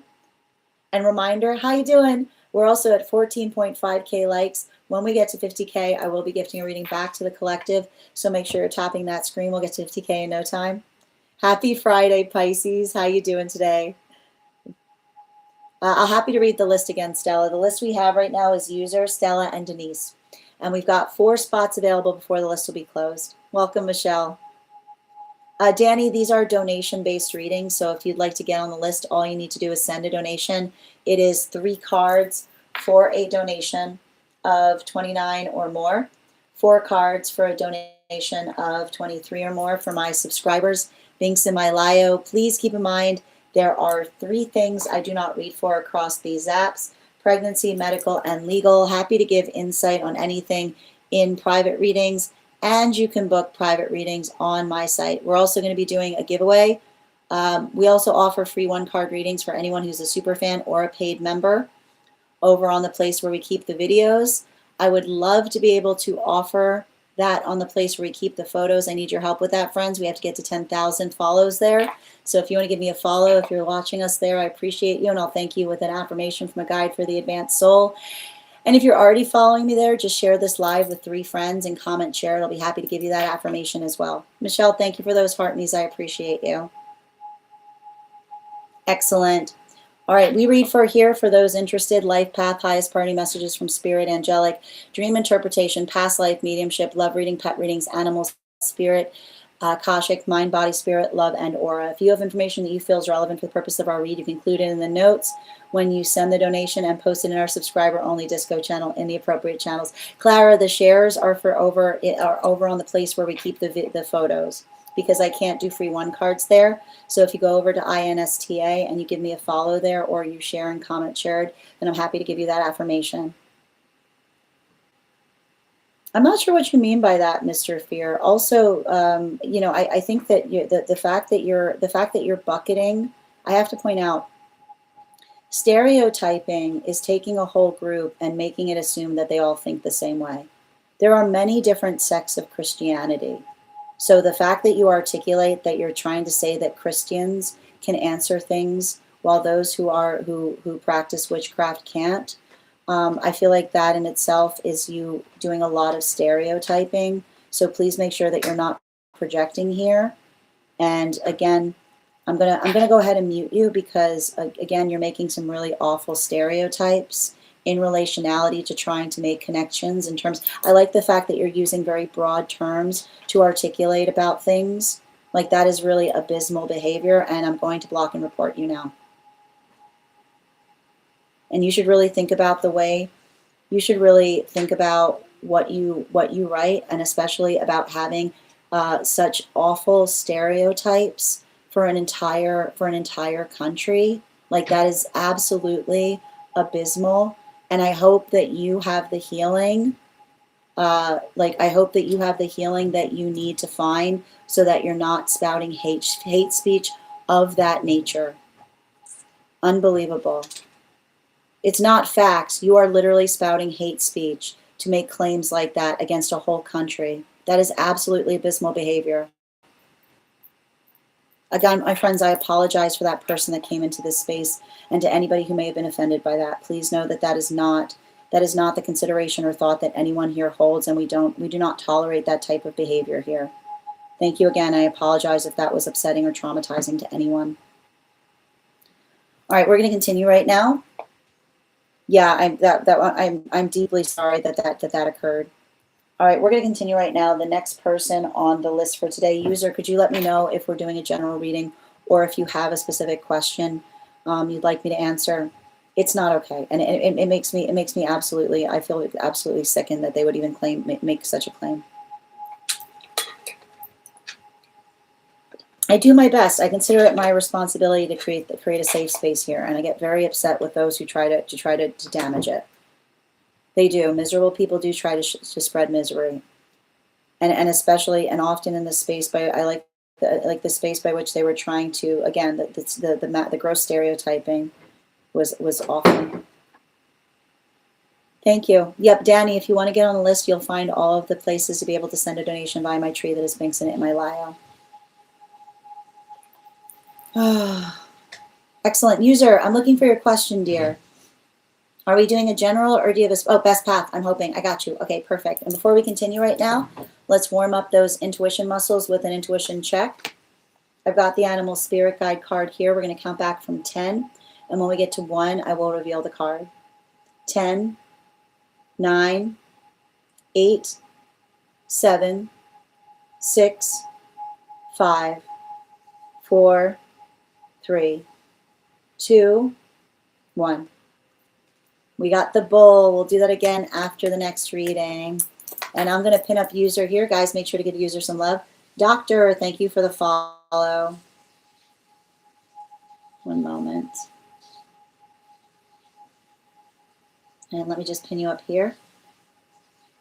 3 cards, please.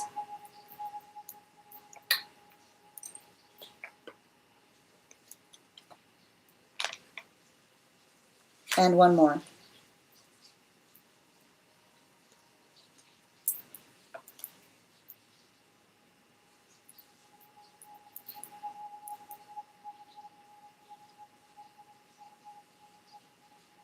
Ah, man, I feel like I'm gonna say this.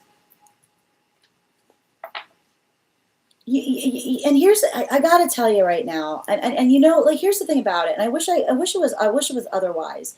There are some people you cannot give advice to. And I mean that, I know it's really frustrating, okay? And let me explain to you the nature of why we understand that there are some people that you cannot give advice to. And this is the important thing about advice. Advice is supposed to be advising, which means you don't follow it to the letter. Because there are those who seek advice, okay? There are those who seek advice to fortify a decision, okay? There are those who seek advice to fortify a decision. And then there are those who seek advice to abscond themselves of any responsibility in their life. I'm going to say that again. There are those who seek advice because they want to fortify a decision, which is the modality by which they know what they want to do, right? Like usually the sound that you make, the sound that you have when you're taking advice soundly is you've got an idea, you know what you want to do, and then you bring that idea to others and you expect them to, and here's the thing about it, others will shake up your idea in the best way possible, which is saying, I'm trying to make your idea stronger, right? And the only way to make the idea stronger is to shake it up a little. And that means sometimes we hear advice and go, respectfully, thank you for the advice, I'm not going to take it. Okay, that's okay. That's fine too, right? That's valuing getting a lot of different opinions before you make the right decision for the self. And that's usually someone that you can recognize has like the quality by which they understand what it means to have advice, which is the understanding of you usually get a lot of it, right? You usually get a lot of it when it's healthy. Because it's the modality by which you go around, like, I've collected the advice. You're supposed to collect advice, okay? You're supposed to collect advice. And the reason you collect advice is because you get it from a lot of different sources before you make a decision. That's why we say we collect advice, okay? But there are those who ask for advice and then they just let that be their decision. And you can usually tell energy like that because then they'll blame other people for taking their advice. They'll be like, why did you tell me to do that? And then you get in this ridiculous argument with them, being like, I didn't tell you to do anything. And be like, yes, you did. Remember when you told me? And then you have this argument, be like, I never told you. You asked my advice. And here's the thing about it. When you realize that, that person gets no more advice anymore. The advice store is closed because that's not somebody looking for advice. That's somebody looking for someone to blame their decisions on.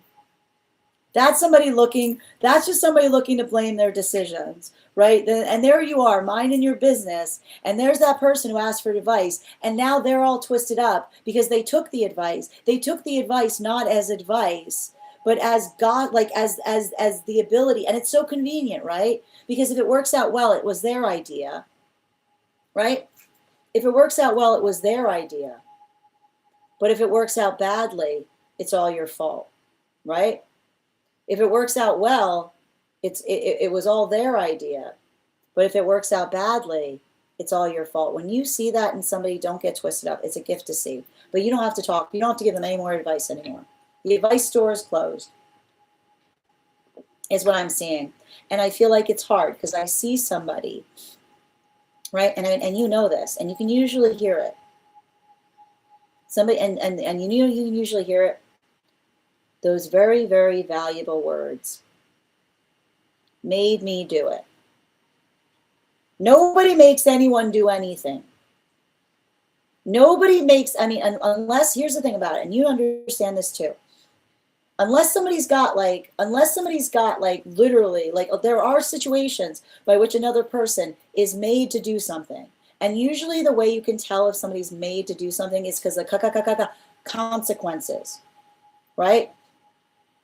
But not the space by which another person tries to get rid of responsibility by trying to articulate that another person led them astray instead of taking responsibility for their own actions. And I feel like that is the conversation that you need to have with someone, because I don't know what this, I feel like I see somebody around you and it's not you, right? It's very convenient.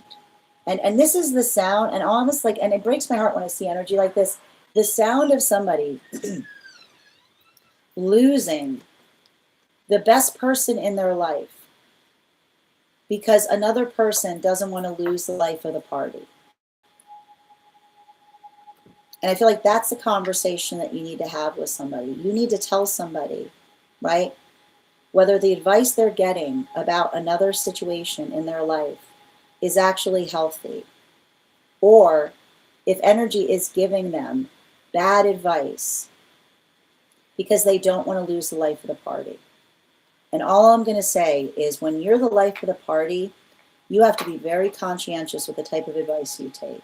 Because when others delight in your company, you will get some of the worst advice you'll ever experience, because others will give you their selfish opinion cloaked as advice, which is that the energetic stability that comes towards a person, the most stable energy that another person has ever experienced. Watch how the energy that surrounds the life of the party will then start to try to sling mud, will literally try to sling mud on a stabilizing force in another person's life because they feel like they're missing their company.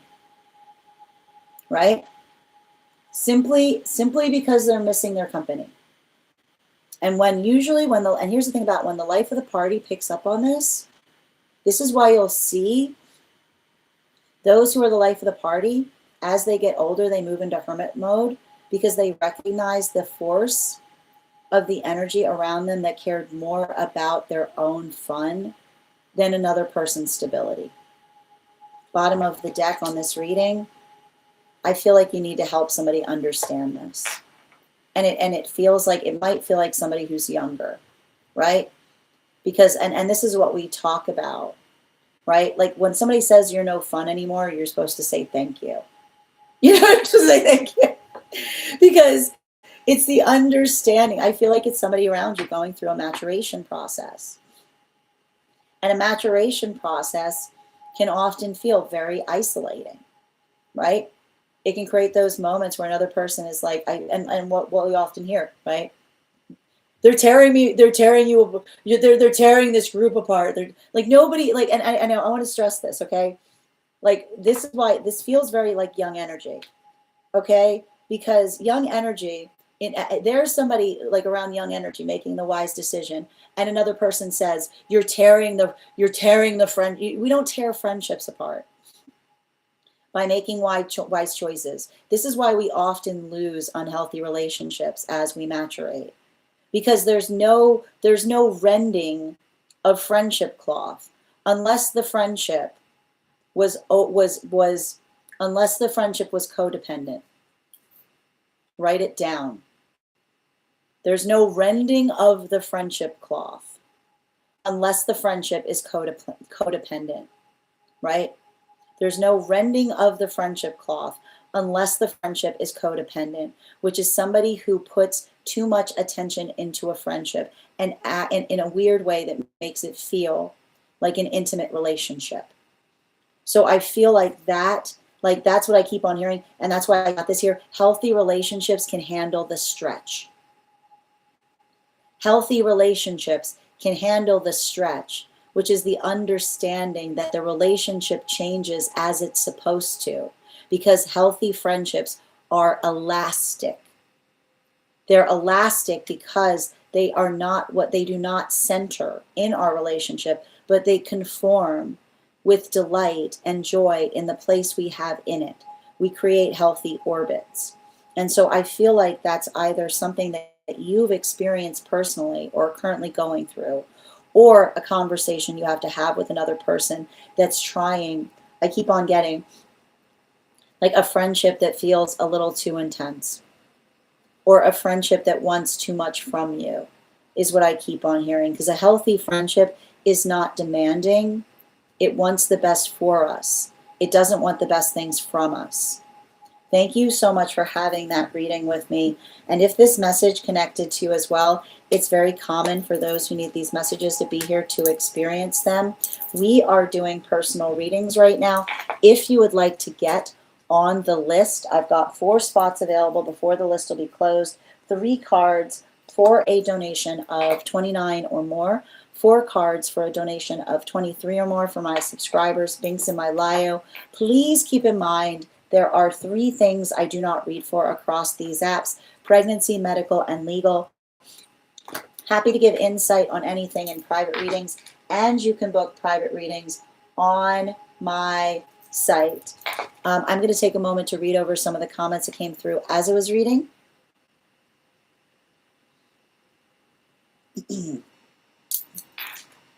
People do need to learn to take accountability. Tap to claim moon. Just reading over. So it's not, no, so Danny, if you want to send the donation for a reading, there are different things you can do.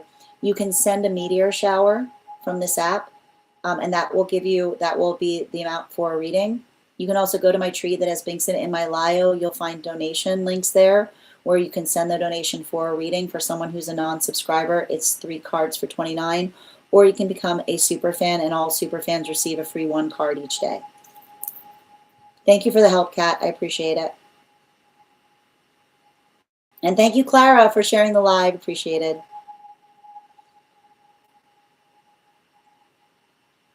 Yeah, I want to make sure this transition is the right move for me. I feel like it is. Like, if you're asking about a transition, it feels like it is, because it feels like a maturation. But maturation processes are sometimes hard. Yep. An online crusade, yeah, exactly. Like, babe, it's 2026. I love that, Kat. Yeah. I mean, listen, I like to point out, usually the energy that feels like they have to save people from themselves is the most dangerous energy, right? Like, there is fear incarnate, which is the energy that insists that it's their job to save everybody from themselves. Thank you for those hearts, Danny. Yeah, it's not my responsibility. That's wild if that's someone implying I made all the decisions. It's disappointing. This is a personal read, J Money. Thank you as well, Moon. Yes, I've been lame, but it's so peaceful. Again, those who love you, those who care about you, want to see you in that sense, because it's not lame, it's peace. It's you protecting your peace. Yeah, I mean, but here's the thing about it. I feel like some of that energy we're experiencing right now, DR, has to do with a bit of this full moon, right? I wrote a whole article about this full moon recently. It's an intense one. Yeah, you can find that article over on my Mystic Meditations over on my stack. Yeah, I lost every friend in my life. Oh, sending you so much support, Bridget. You have a great day. What time is my collective tomorrow? I should be on at our usual time, which is 7:15 a.m. PST, 10:15 a.m. Eastern. How you doing today, Avatar? Welcome. All right, we're going to continue right now. The next person on the list for today is Stella. Stella, good to see you. Can you respond in all caps? Let me know if you would like a general reading or if you have a specific question you'd like me to answer.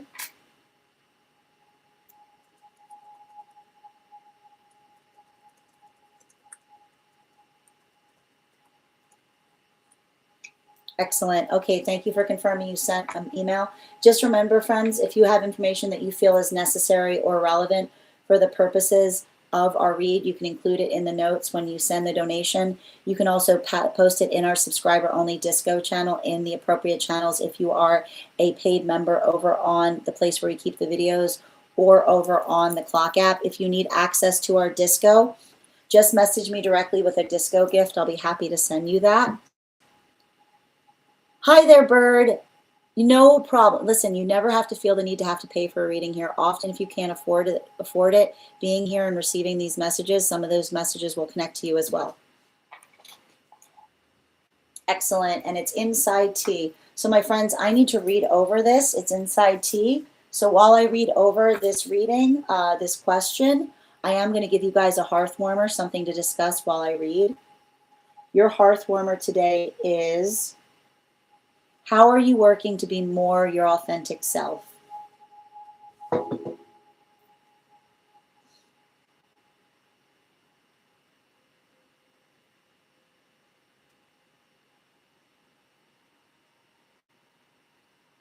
Mm-hmm.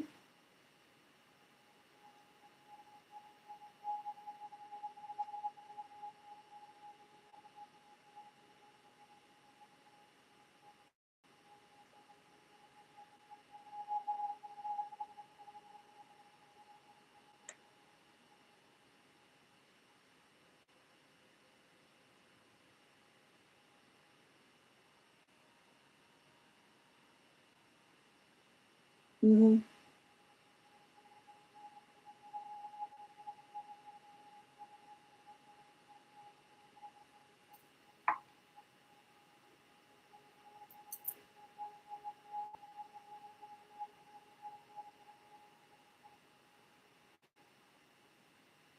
Mm-hmm.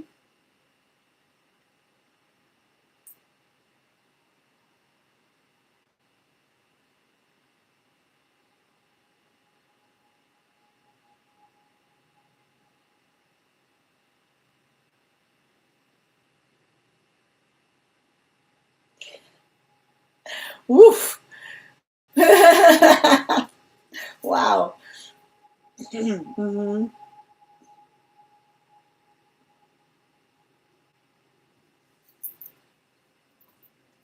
And thank you, Bryn, for getting on the list. I've got 3 spots left before the list will be closed. Before we continue right now, let's warm up the intuition muscles with an intuition check. I've got the animal spirit guide card here. We're going to count back from 10. And when I get to 1, I will reveal the card. 10, 9, 8, 7, 6, 5, 4, 3, 2, 1. We got the seal.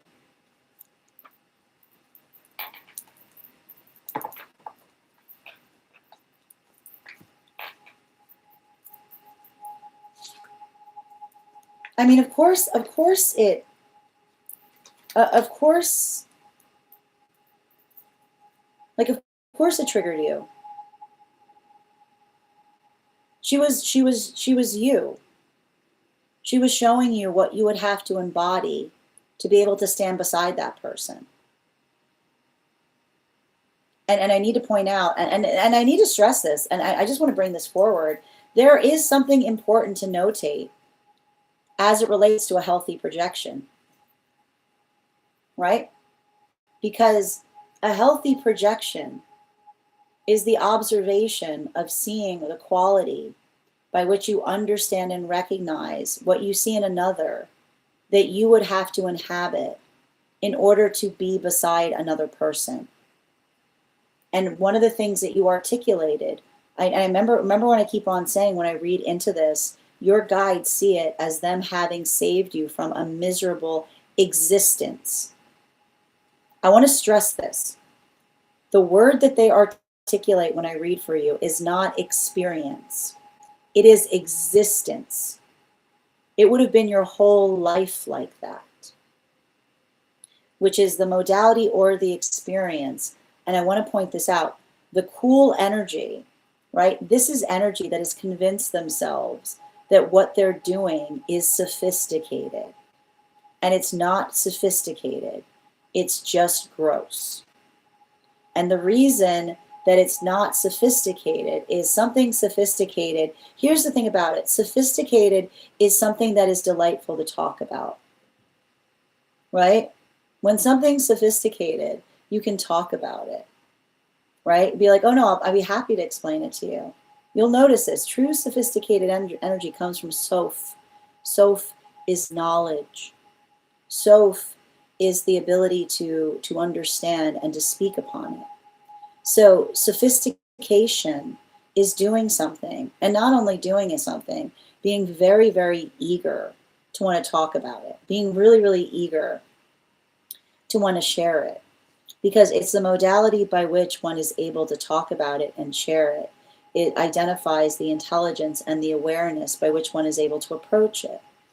So what's happened here is you've noticed a situation by which this is a bunch of energy, and the reason I keep on articulating it as miserable is they've convinced themselves they're being sophisticated as they're doing something that's really gross, which is the modality by which you articulated a situation by which it's an open secret that this person claims to be in a professional context with someone, and everybody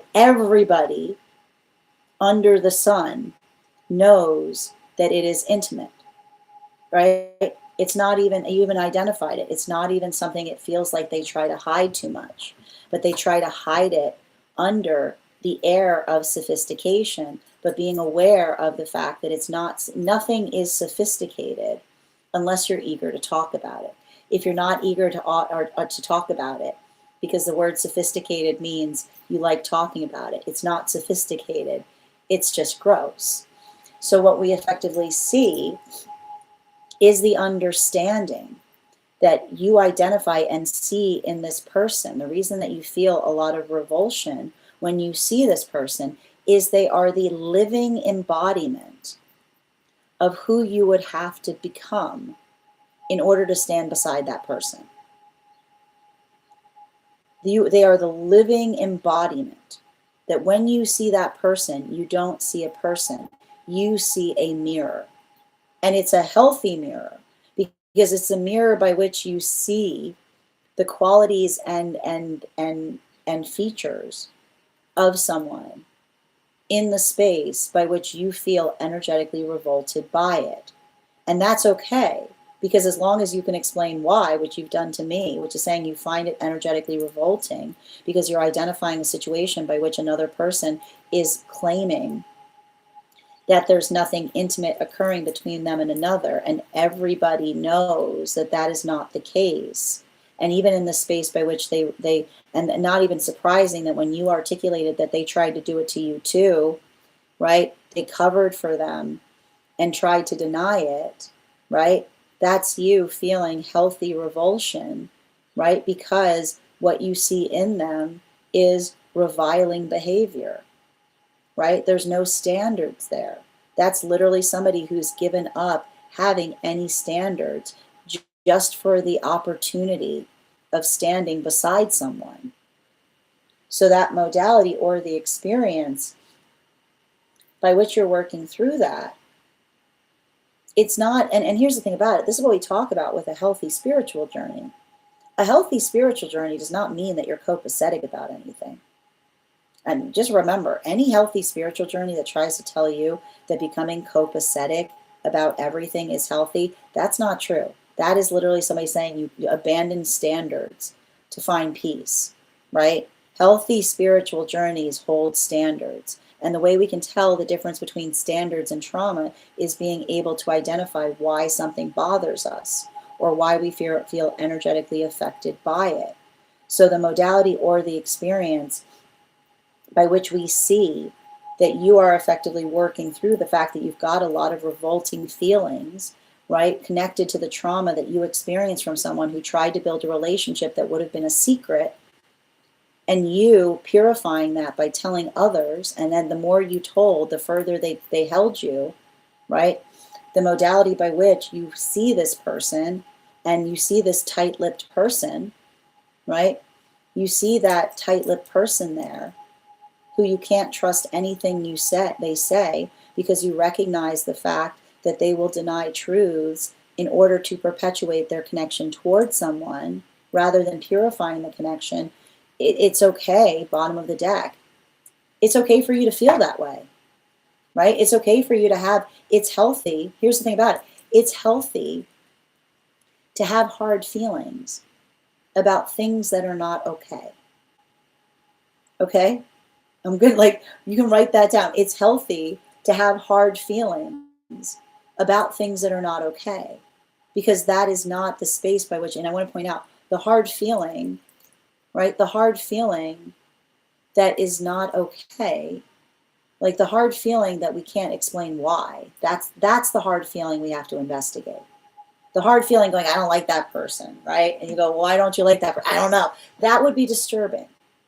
That would be a projection.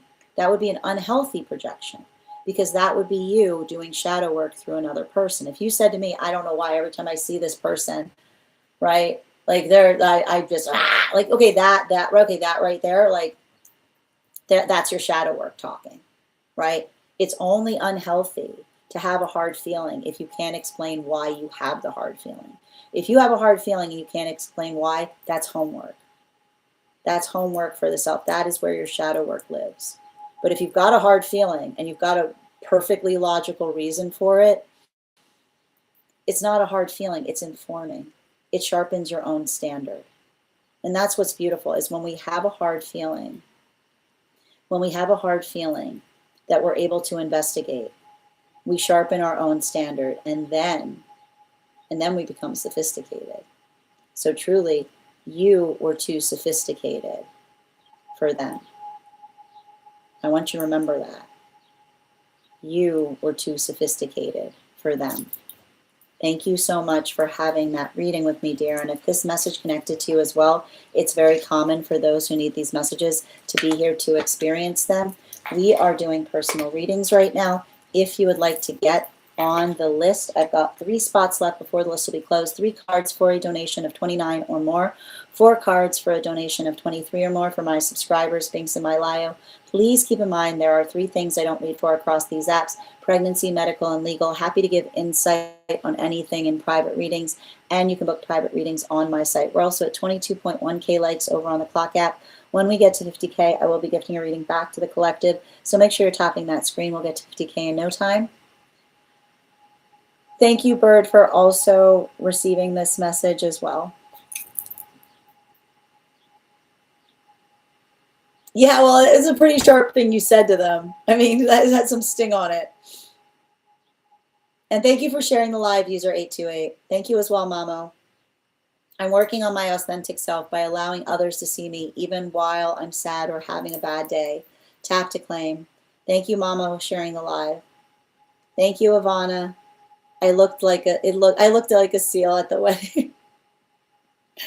Oh, thank you, Anne. I appreciate you, and thank you for being here and sharing in this collective. Jasmine, thank you for the follow. Oh, thank you for those gifts, Michelle. I appreciate you. What did your questions do to her? I mean, you have to understand, this is someone who's gone numb to it. This is somebody who feels like they've created this false context by which they feel sentimental in being another person's secret keeper, not understanding the fact that they're perpetuating their trauma. Right? Like that's what I keep on seeing about it. This is energy that like it's giving me like this is sycophantic energy that feels like, here's the thing about it. Sycophantic energy feels pride in being another person's secret keeper. Sycophantic energy will often feel like a sycophant will feel proud because they feel like they're someone's secret keeper instead of understanding the fact that they're sycophantic. And Phi Sum, thank you for the follow. Hi there, Nicola. How you doing today? Like Mr. Fear demonstrated for us today. Beautifully stated, Bridget. I mean, listen, I don't like the word meant to be together. I feel like we align. I feel like we need to move away. I don't like this idea of feeling meant for one another because it often creates a space by which we see each other as objects. When we're in alignment, we're in alignment. Right? It's not being like when we talk, we need to erase this idea of being meant to each other because I feel like it often creates a space by which we look at another person and try to call dibs on them. If you're calling dibs on another person, like that's often the issue, right? Nobody calls dibs on anybody else. Yeah, this is what happens from a lack of shadow work. His shadow now has become him. Well, and that's the thing about it. Like that's them being their embodied shadow work. Right?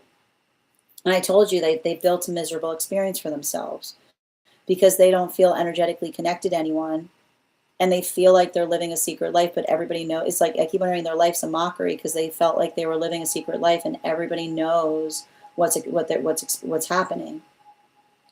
And you brought that forth to them. Oh, that's really sweet of you to say, Arita. Thank you. I appreciate you. All right, let's continue right now. Shotgun, exactly. All right, we're going to continue right now. The next person on the list for today is Denise. Denise, I believe we're doing a Beltane message. Is that what we're doing today? If you're here, if you could comment in all caps. And if anybody else would like to get on the list today, we've got 3 spots available before the list will be closed. I liked it so it's exactly. It's just like that. We gotta get like that's. We got to get away from that type of mentality. We got to do it. I love that, Bridget. Hi, Denise. Excellent. Before we continue right now, let's warm up those intuition muscles with an intuition check. I've got the animal spirit guide card here. We're going to count back from 10 and when we get to 1, I'll reveal the card. 10, 9, 8, 7, 6, 5, 4, 3, 2, 1. We got the cow. Thank you. We'll do that again after the next reading.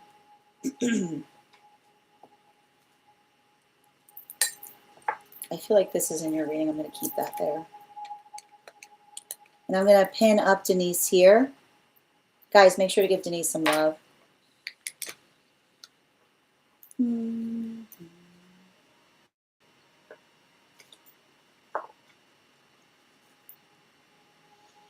2 more.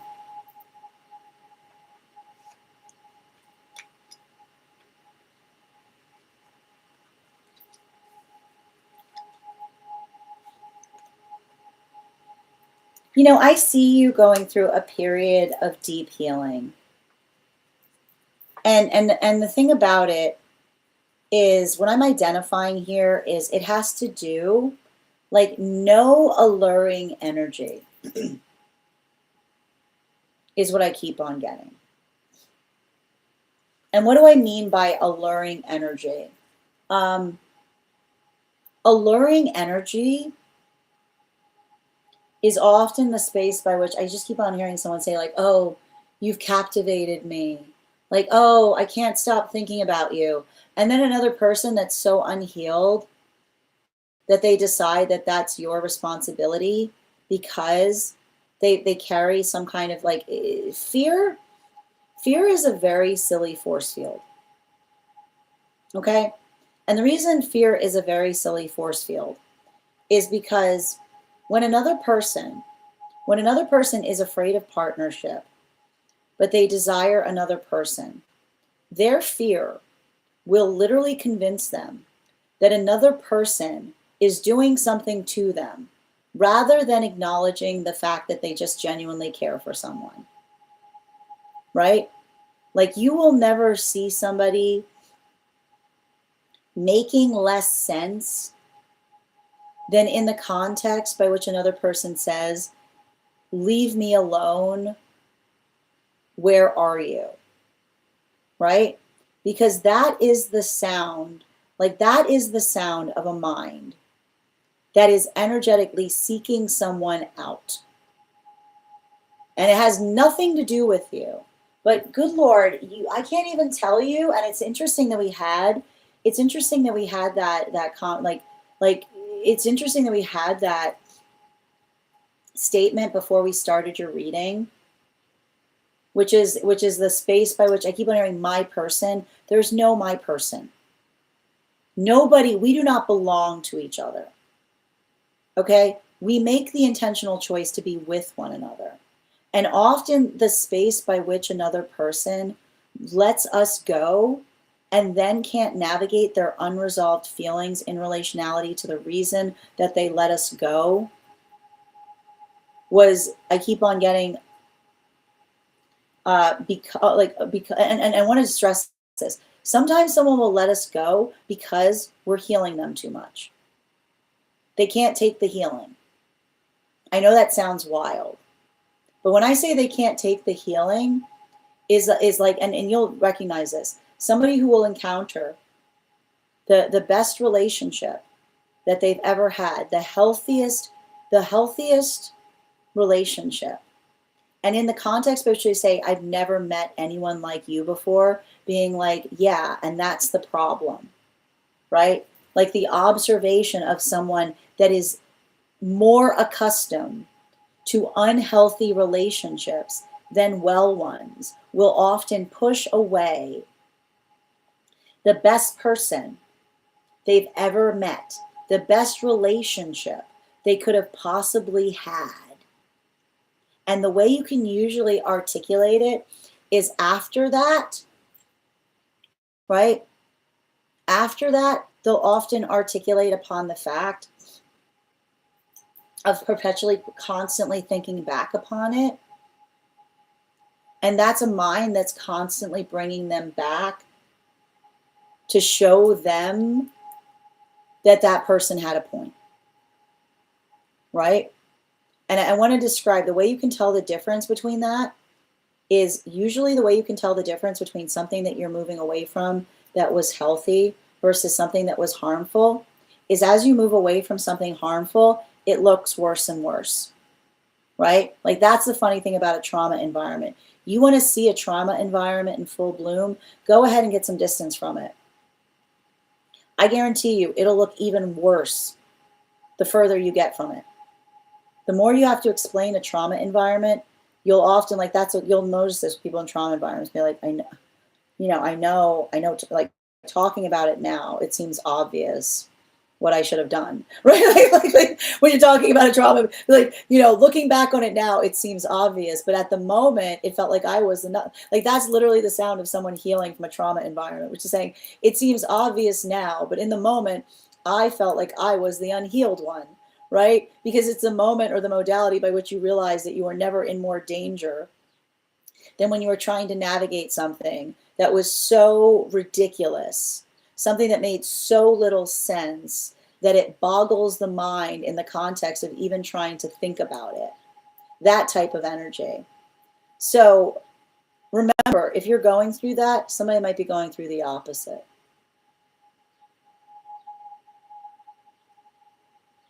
Somebody might be going through the opposite,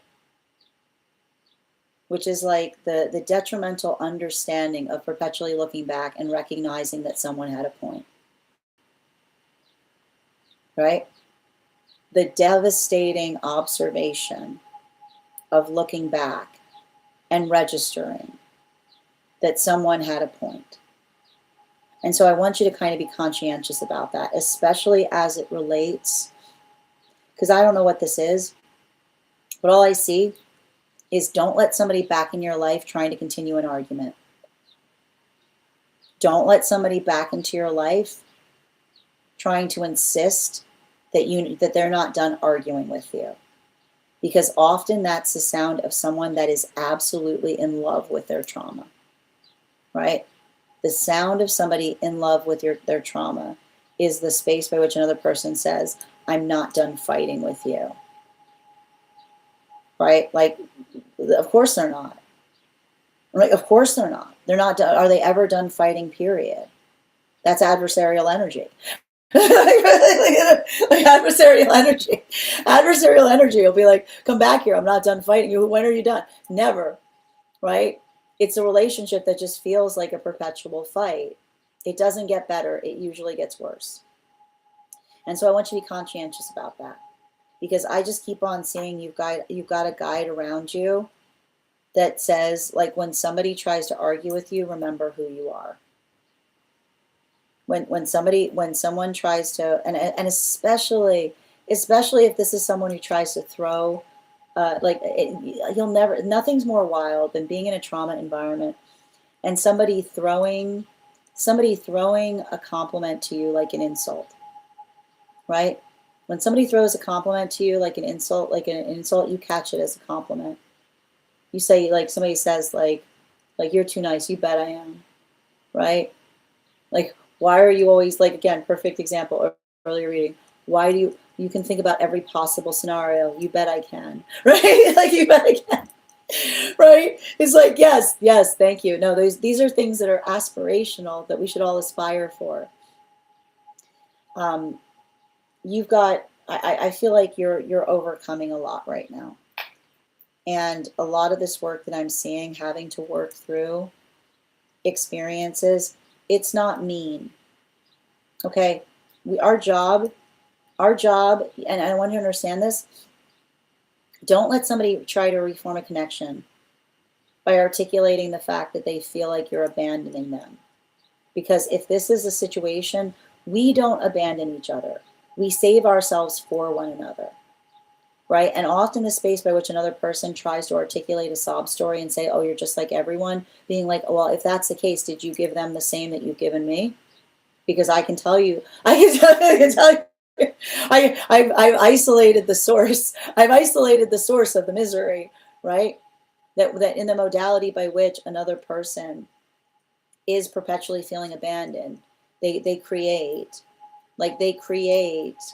the environment of abandonment around them, and that's not something that you can fix. You can say to somebody, and if you're having a hard time with that, you can say to somebody, I'm loving someone from a distance, right? There's some energy that is not safe to care about. There's some energy that is not safe to love. I wish I could say that that was not the case, but it's true.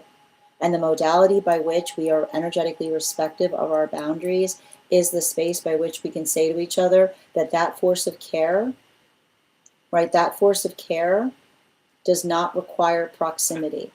And the modality by which we give each other what we need, that is the shape of our love. When we respect each other, then we respect the distance that we ask for. And if another person isn't being respective of it, it's okay for you to put those energetic blocks up.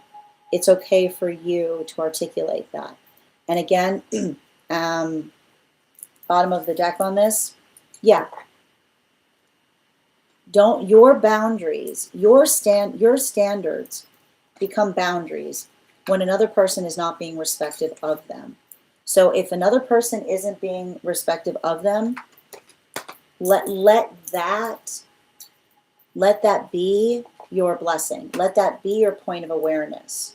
You don't need to keep on articulating them to another. Observe and don't absorb, because I feel like this year is going to be a good year for you. I feel like I see a lot of opportunities that are coming towards you, but at the same time, I also see some unhealthy energy trying to come back towards you. And I want you to understand, you don't need to fight. You don't need to argue.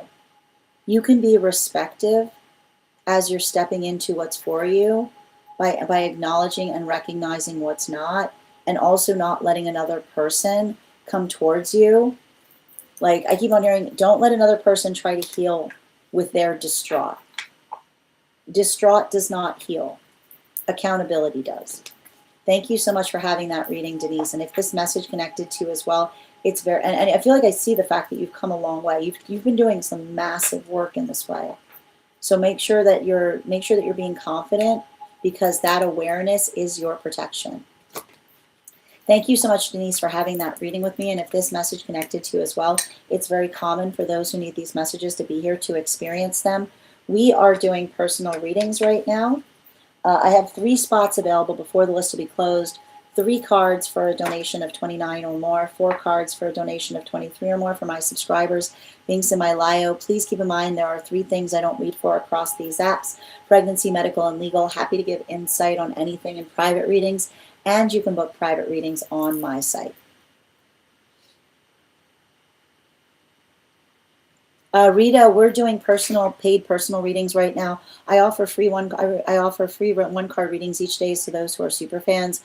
I also typically offer most days of the week. I offer a free collective reading. We're a little short on time today, so we're just doing personals and 1-cards.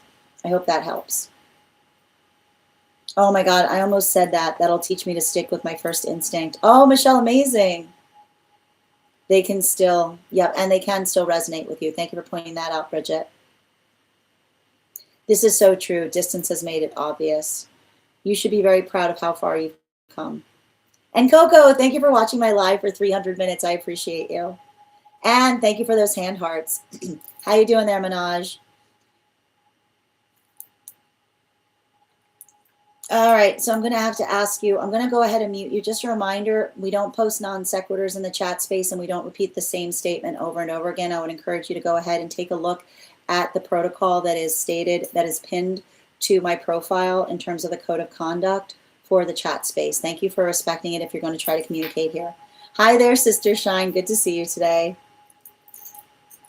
Wow, Coco, I'm glad to hear that. I hope things have been well. Denise, I'm proud of where I am on this gorgeous day. I'm so glad to hear that, dear, and sending you so much support on your journey. Thank you for being here and receiving these messages. Hi there. So I will point out, tarot is not great at doing yes and no. The 1-cards, we can give affirmations or negations around things, if that helps. Every super fans all get 1-card readings each day. If you'd like to become a super fan, a girl and her cat. All right, we're going to continue right now. The next person on the list for today is Bryn. Bryn, if you're here, can you respond in all caps? Let me know if you would like a general reading, or if you have a specific question you'd like me to answer. We're not at 1-cards yet. For those who are waiting, I'm actually, I'm going to go ahead and close the list after Bryn. So for those who are waiting for 1-cards, we will be starting 1-cards after Bryn's reading. So if you'd like to stick around for that, and if anybody would like to become a super fan to receive a 1-card, if you're joining us over on the Clock app, just go ahead and hit that orange icon, and your super fan status will make you eligible for 1-card. If you're joining us over on the place where we keep the videos, your paid membership entitle you to 1-card. I would like to be able to offer memberships over on INSTA. I need your help for that, friends. So if you're joining us there, just go ahead and give me a follow, and I will thank you with an affirmation from a guide for the advanced soul. And if you're already following me there and would like a 1-card, just go ahead and share this live with 3 individuals and comment shared, and you'll also be receiving that 1-card. You can absolutely ask for a message from your guides. And before we continue right now, let's warm up those intuition muscles with an intuition check. I've got the animal spirit guide cards here. We're going to count back from 10. And when we get to 1, I will reveal the card. 10, 9, 8, 7, 6, 5, 4, 3, 2, 1. We got the bear. Thank you. We'll do that again after the next reading. And I'm going to pin up Bryn here. Guys, make sure to give Bryn some love. 4 cards for Bryn. And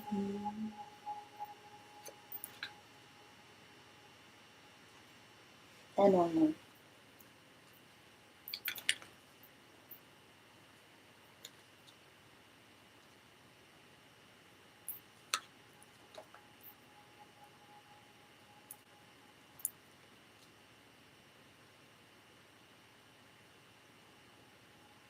You know, Bryn, the message I'm getting is in relationality to something that you're walking away from,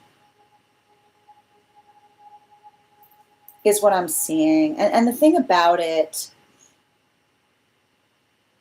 the thing I'm seeing related to it,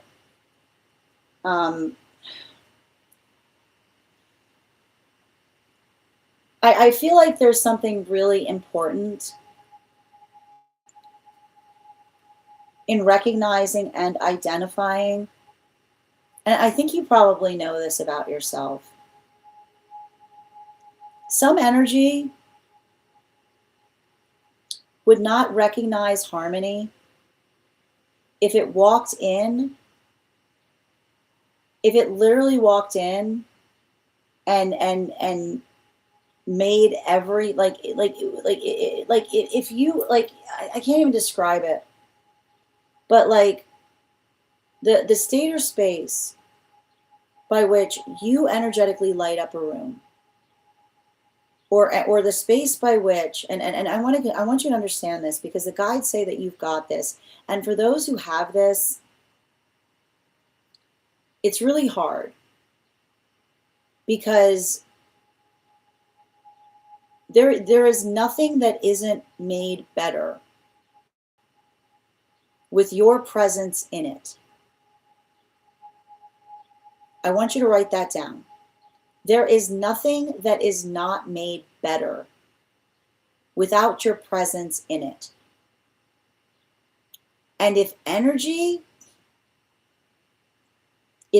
makes you feel like that is the case, then that is the source, that is the source of chaos. And I want you to understand something, because I literally see situations by which you leave a situation and everything falls apart, because I keep on getting whatever energy is directed on hurting you, the gift is the source of the energy that understands and recognizes the source of the discord has never been you. I see, I literally see situations by which you walk into a place and everything is made better. And then you've got a couple, I've got one, right? All it takes is one person, right? One person projecting, one person literally getting all energetically twisted up, that tries to make you feel unseen, unappreciated, and unwanted. Don't believe it. It's just them. It's just them. And the thing about it that I keep on seeing too is something about the space. I don't know what it is that you walked away from. Whoever this was, I don't know why I keep on hearing a thank you, because your honesty, I keep on getting your honesty clarified to another, what the source of the chaos was. I'm not sure why I'm hearing that from one of your guides, but I keep on seeing, especially in relationality to someone trying to make it seem that it was you. I just keep on getting a head shake. They don't know, they have no idea what they've done. They have no idea what they've done. And I also want you to understand, here's something important too that's coming through. It's okay to forgive somebody once. right? It's okay. You are not silly for giving somebody the opportunity to prove themselves to you. You are not silly for giving someone the opportunity to prove themselves to you. That shows, I want you to understand, that was not silly. That shows the fact that you have a profoundly compassionate heart space. Because everybody makes, I keep on saying, everybody makes mistakes. Everybody makes mistakes, right? And the opportunity of giving another person a chance to acknowledge and recognize that was a mistake, sometimes it requires us to trust again. That is not a weakness of yours. That is your greatest strength. Your ability, but I keep on getting, your ability to give someone a margin of error does not mean you have to be another person's doormat. I want you to write that down. A margin of error is not a doormat. A margin of error is not a doormat, which means basically the space by which you say to someone, right, I'm going to give you an opportunity to show me that you can do something better, is the highest virtue that you can give another person. If another person hurts you a second time in the process of doing that, you don't have to give them anything beyond that. And I keep on getting to turning the other cheek. You can turn the other cheek and you can keep walking. Turning the other cheek does not mean that you stay to get slapped. Turning the other cheek does not mean that you stay to get slapped. Turning the other cheek means you're energetically respective, but also directive, which is the observation of how another person continues to be that requires you to be able to be conscientious of it, but also not energetically tolerate it, or the modality by which you are effectively able to put your own foot down in terms of what is and is not appropriate. And I feel like it's important because I think it's interesting too, because I just keep on seeing, especially as it seems, whoever this person is that's like super triggered by you, like the guides are just saying, like, don't let them bring the worst out in you. Let them bring out your best. Let the guide handle the rest. They're on it. Nothing has escaped. I keep on saying nothing has escaped their purview in relationality to what's going on.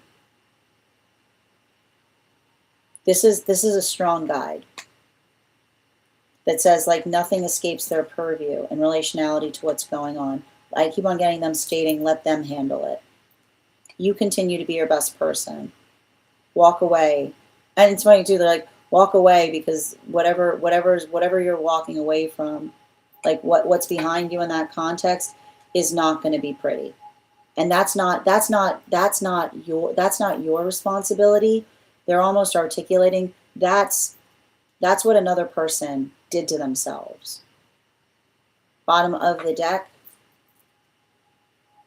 Yeah, seven of Pentacles in its reversal.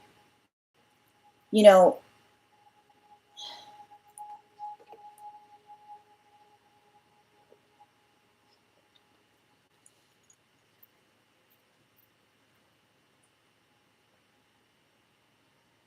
miserable energy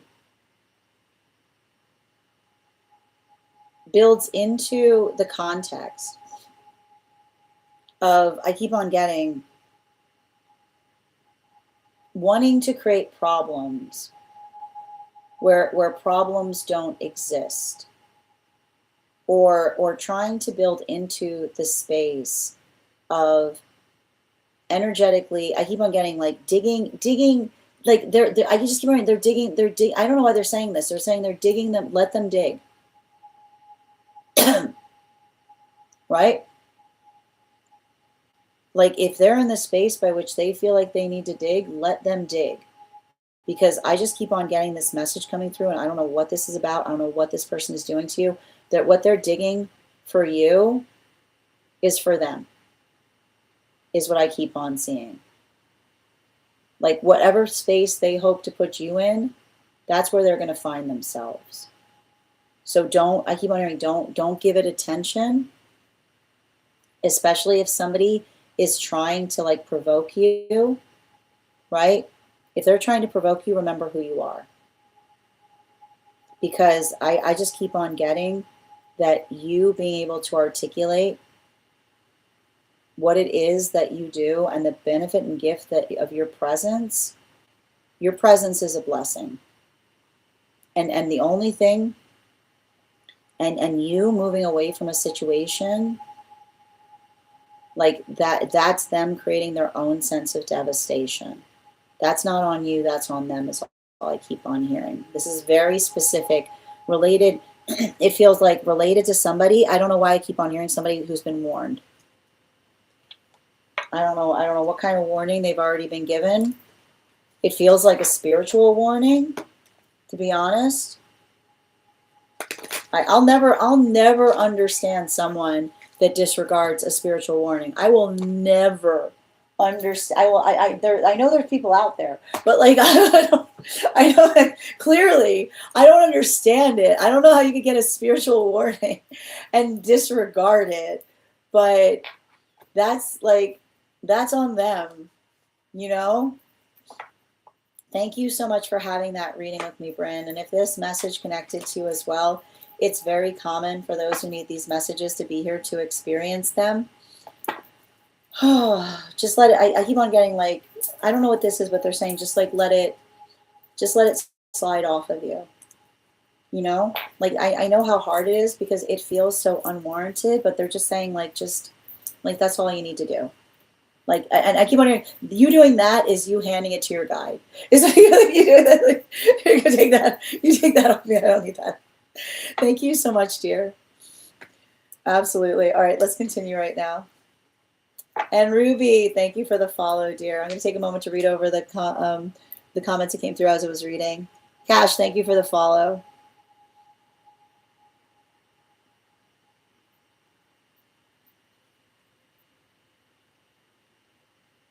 Absolutely.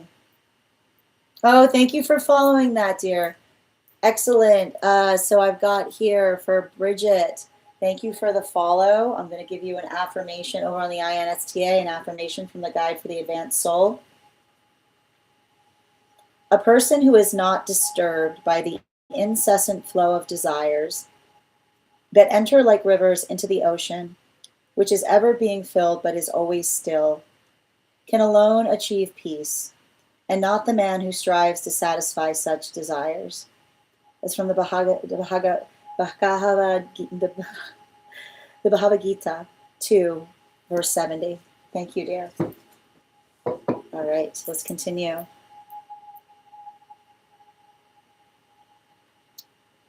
Coco, I'm at my most truthful and wisest moment in my life. I'm still healing from all the whys, and I'm okay.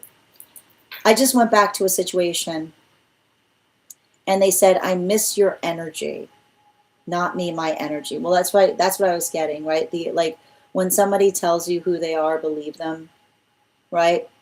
I miss is not how we fix things. Accountability is accountability. Cash, thank you for the follow. The list is closed today, Stella, but if you want to get on the list for tomorrow, you'll have priority, which means you'll be read for before we start the daily collective. I'm not sure what you're negating here. Bad. No matter who you read for, I always resonate with this group. You're so welcome, Coco. I'm so glad these messages connected to you as well. Hi there, Kath. How you doing today? You're so welcome, Bryn. Sending you support on that journey. Yeah, the sign wasn't shiny enough for them. You're welcome, Ruby, and thank you for the follow. Excellent. All right, let's continue right now. We're going to get started on one-card readings for super fans. If you're a super fan who would like a card pull, just go ahead and put your question in the comments. If you would like to become a super fan, you just hit that. If you're joining us on the Clock app, the orange icon at the bottom of the screen. For those who are joining us over on the place where we keep the videos, your paid membership also entitles you to a free one card. And for those who are joining us on INST, I'd like to offer that too, but I need you guys to follow me there. If you give me a follow, instead of a 1 card, I'll give you an affirmation. And if you share this live for 3 friends there, I will also give you an affirmation. Over on the clock app, Ava, 1 card. If the person yesterday was being, why the person? If they were being weird to you, or if you're just being sensitive. Let's see.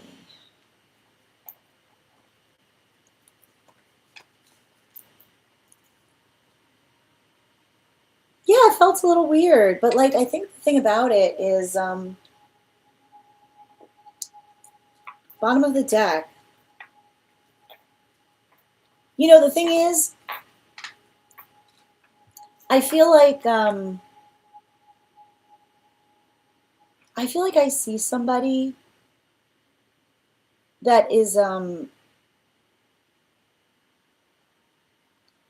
give off the vibe of someone who is approachable, and I see somebody that's trying to get more confident in communicating.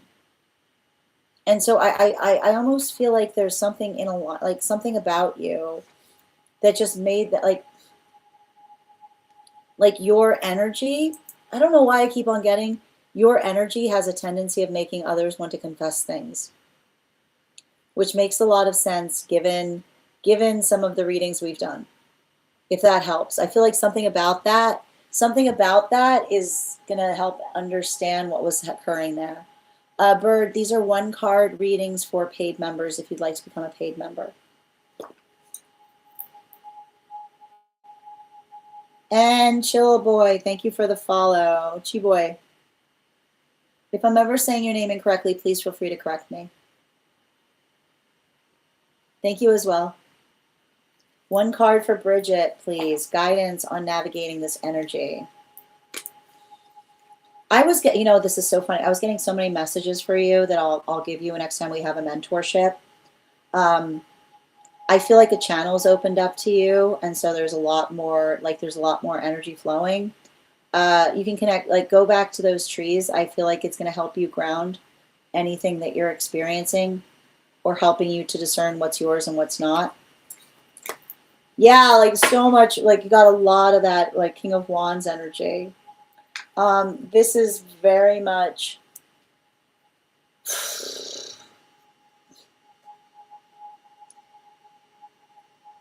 this. It's hard for me to explain, okay? But how do I describe this? Your counterpart is also feeling this way too.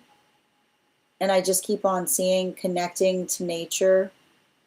If it feels like, I keep on getting, if it feels like it became more clear through that connection, I keep on seeing healthy meditation right now. Potentially towards that nature guide that we defined may also help you in relationality to getting grounded or understanding the nature of a relationship between you and divine counterpart. Yeah, like especially with the dog energy, there's a lot of history there. I keep on getting, you and another person have got some pretty deep roots. And there's something, it's interesting because I keep on seeing that somebody that the energy you connected with was not surprised to see you.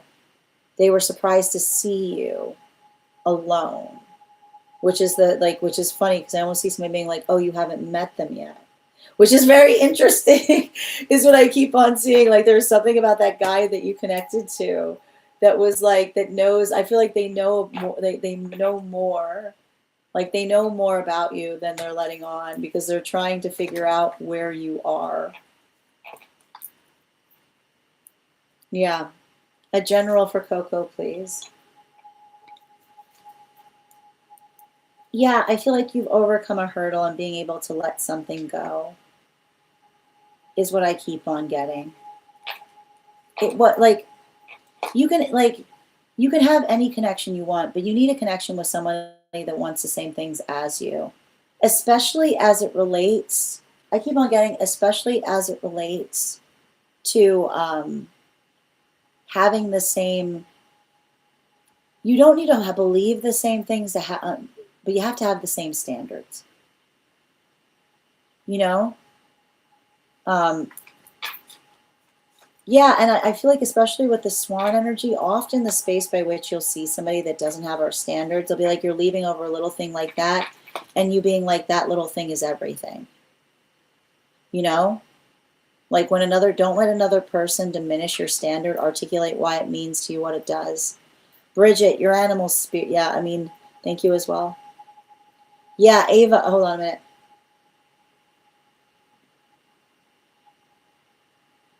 You need to show me how to be more approachable. You're so welcome, Ava. Bridget says to Ava, you need to show me how to be more approachable. Erica, one card for the weekend, please.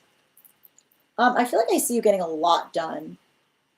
Like this says you're gonna like really get a lot of work done this weekend.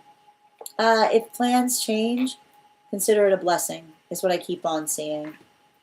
Animal spirit guide, yeah, especially with the fawn. Don't take it personally. Take it profoundly. Especially, I keep on hearing like, especially if someone's being fickle with you, is what I keep on seeing. You know, like it's saying to me, that like fickle energy deals in the last minute. So just make sure that you're communicating to another. like don't let somebody be flip-flopping with you on plans. Be like, yeah, there are high plans with them or you don't.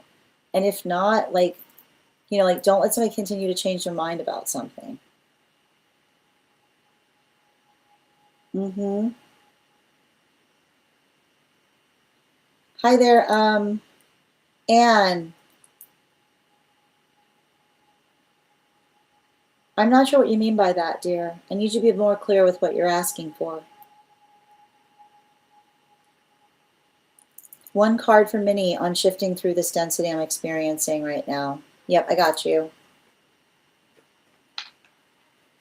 Yet you're not the only person feeling it right now. It's dense energy. I told you, it's Scorpion. It's a Scorpio full moon in Taurus season, which is like it's working through heaviness to bring in consistent change. So remember or just identify the fact that like don't let it overwhelm you. Just take things like step by step, bottom of the deck. If something feels too overwhelming, break it into smaller pieces. Animal spirit guide, yeah, earth dragon. It's like I wrote a whole article over on Mystic Meditations about this. Like for this energy right now, it's like navigating intensity or density, but also allowing for change to help fortify through it. So allow the space. Like you'll actually find there over on Mystic Meditations, I've written a bunch of practices that are really good to employ with this energy. Just allow it to build into the context of doing something with a sense of stability and perseverance. Hi there, Vincent. These are donation-based like we're doing one card readings for super fans right now. So if you'd like to become a super fan, I'm happy to draw cards for you. The list is closed today for personal readings, but if you want to get on the list for tomorrow, you'll have first priority. It's 3 cards for a donation of $29 or more for non-subscribers. Thank you. Please, if you want to indicate what you need help understanding, Kelly. A roller coaster of emotions. Yeah. Well, it's working through, like I said, like it's working through a lot of the it's working through a lot of emotionality right now, specifically as it relates to this moon. And we'll get into it more when we meet, Bridget, because it's funny too, because before we started reading today, I was getting a lot of messages for you. So I was taking a lot of notes before we went live because we've got that private coming up. Like often this happens when I have mentorship, when I have mentees, I'll be getting messages directly for the mentees before I even get on live to do readings. I'm like, what is happening? Interesting. Mm-hmm. Yeah, no problem. Yeah, definitely. That source you found is an anchor. You're so welcome, Coco. Okay.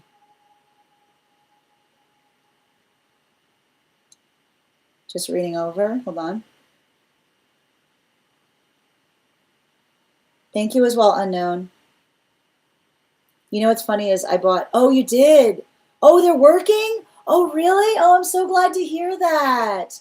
I'm going to send you the information on the other stone I think would be helpful for you too. Yeah, absolutely. I'm very glad to hear that they've been helpful. Mel, one card on your business, please. One card for Melissa. Got 2 cards coming through. You're going through growing pains. You might have to change some things right now. Yeah, especially, I feel like none of this last minute stuff. I don't know if there's energy. Like, I feel like this is you putting systems and processes in place so that you don't need to be constantly in contact with something.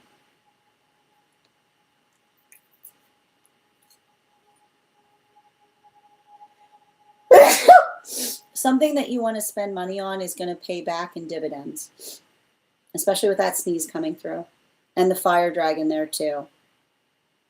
Like a little money now for a lot of money later. What you did? Oh my gosh, we'll get into it. Oh, that's fascinating. Oh, thank you for also receiving these messages, Kelly. That is hilarious, Bridget. Oh my goodness, that is too funny. All right, we'll get into it. You're welcome, Erica. Hi there, Yaz. We're doing 1 cards right now. Perfect timing. Oh, your kid, you got, oh my gosh, you're all Scorpios? How you guys doing right now? Yeah, it is very dense energy right now. Yeah, it's 1 card on healthy energy coming towards you and how you'll meet them. Without trying, I feel like there's something about this. Like it feels to me like it's not going to be in the context that you expect.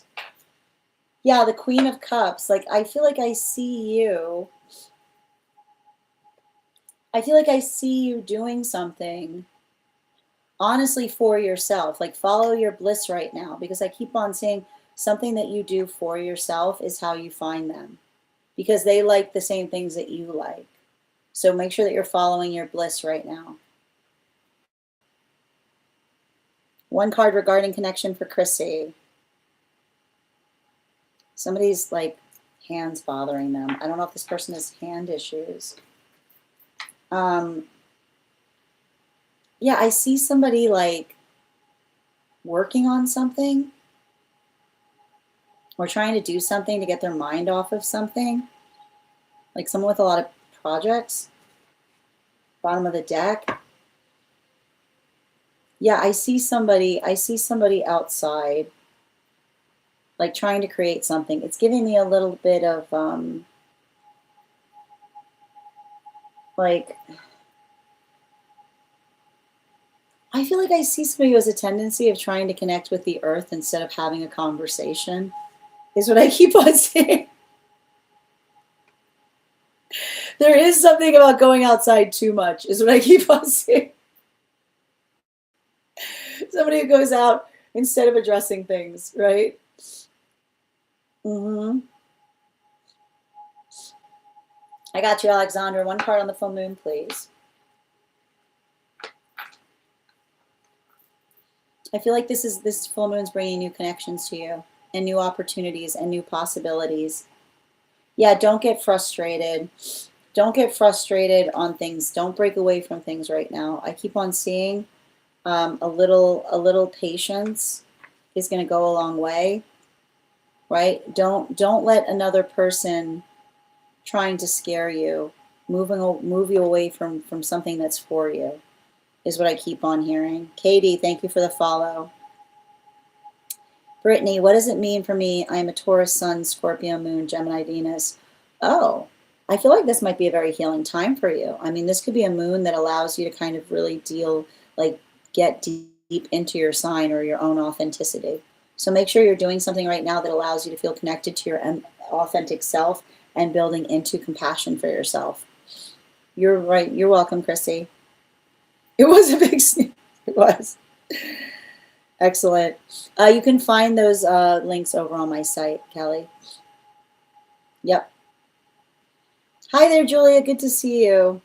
One card on the energy for me as a Scorpio. I keep on saying, let it be one that that fortifies your plans.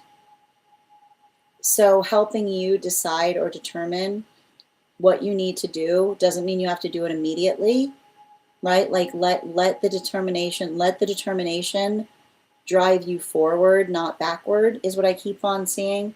Yeah, especially with the King of Pentacles.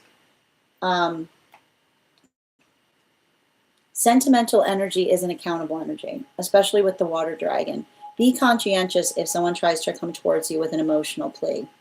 Emotional pleas aren't accountability. Accountability is accountability.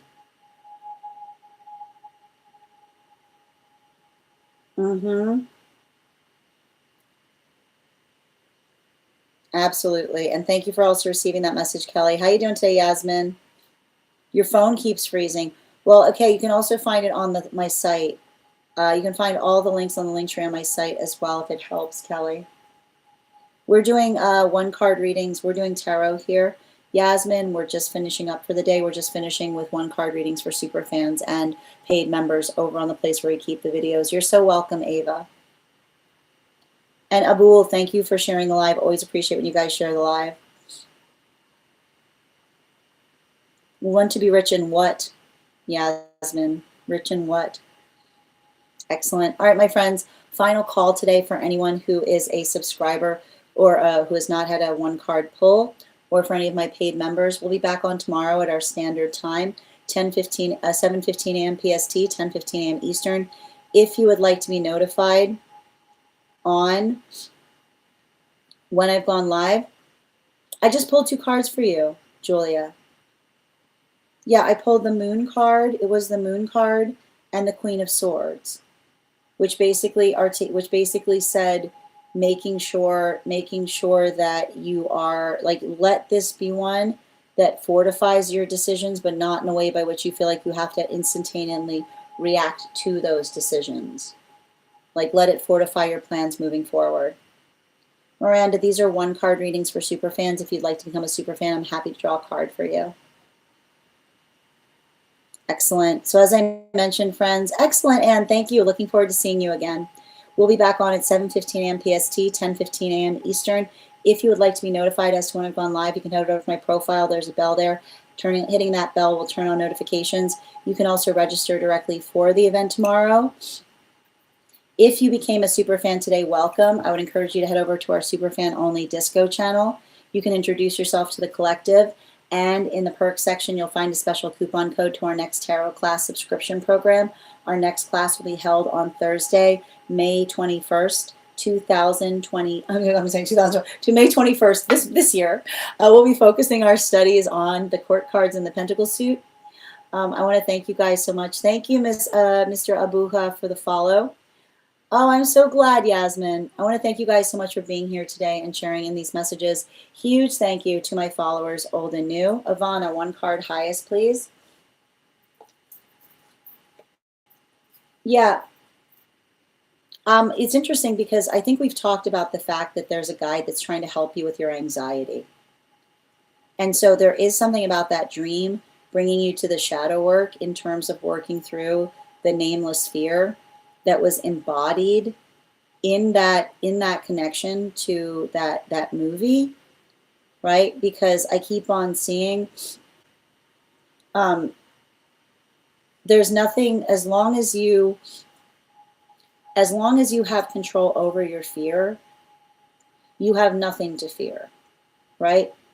You are energetically safe in yourself. And I feel like I keep on hearing, I feel like the message is coming through from one of your guides is you are safe within the temple of yourself, right? And I feel like when you're feeling that anxiety, if you have that dream again, See if remembering that will help you through it. Animal spirit guide. Yeah, owl, right? There's like remembering the message, and it's interesting too, because that shadow self in the dream was the reason they were laughing at you was because they said, I didn't do anything, but you became everything that you feared in me by reacting to me. So just be conscientious of that. You see, they're asking you to embrace, them, but it's the space by which you embrace the parts of the self that you often feel that you've been working through. Thank you so much for being here today and sharing these messages. Huge thank you to my followers, old and new. Thank you for being here today and receiving these messages. Huge thank you to my subscribers. Your ongoing support means the absolute world to me. And the biggest thank you to my mods. I hope you guys have an absolutely beautiful day. Please take care of yourselves. Please take care of one another. And we'll do this again tomorrow. Have a great day, everyone.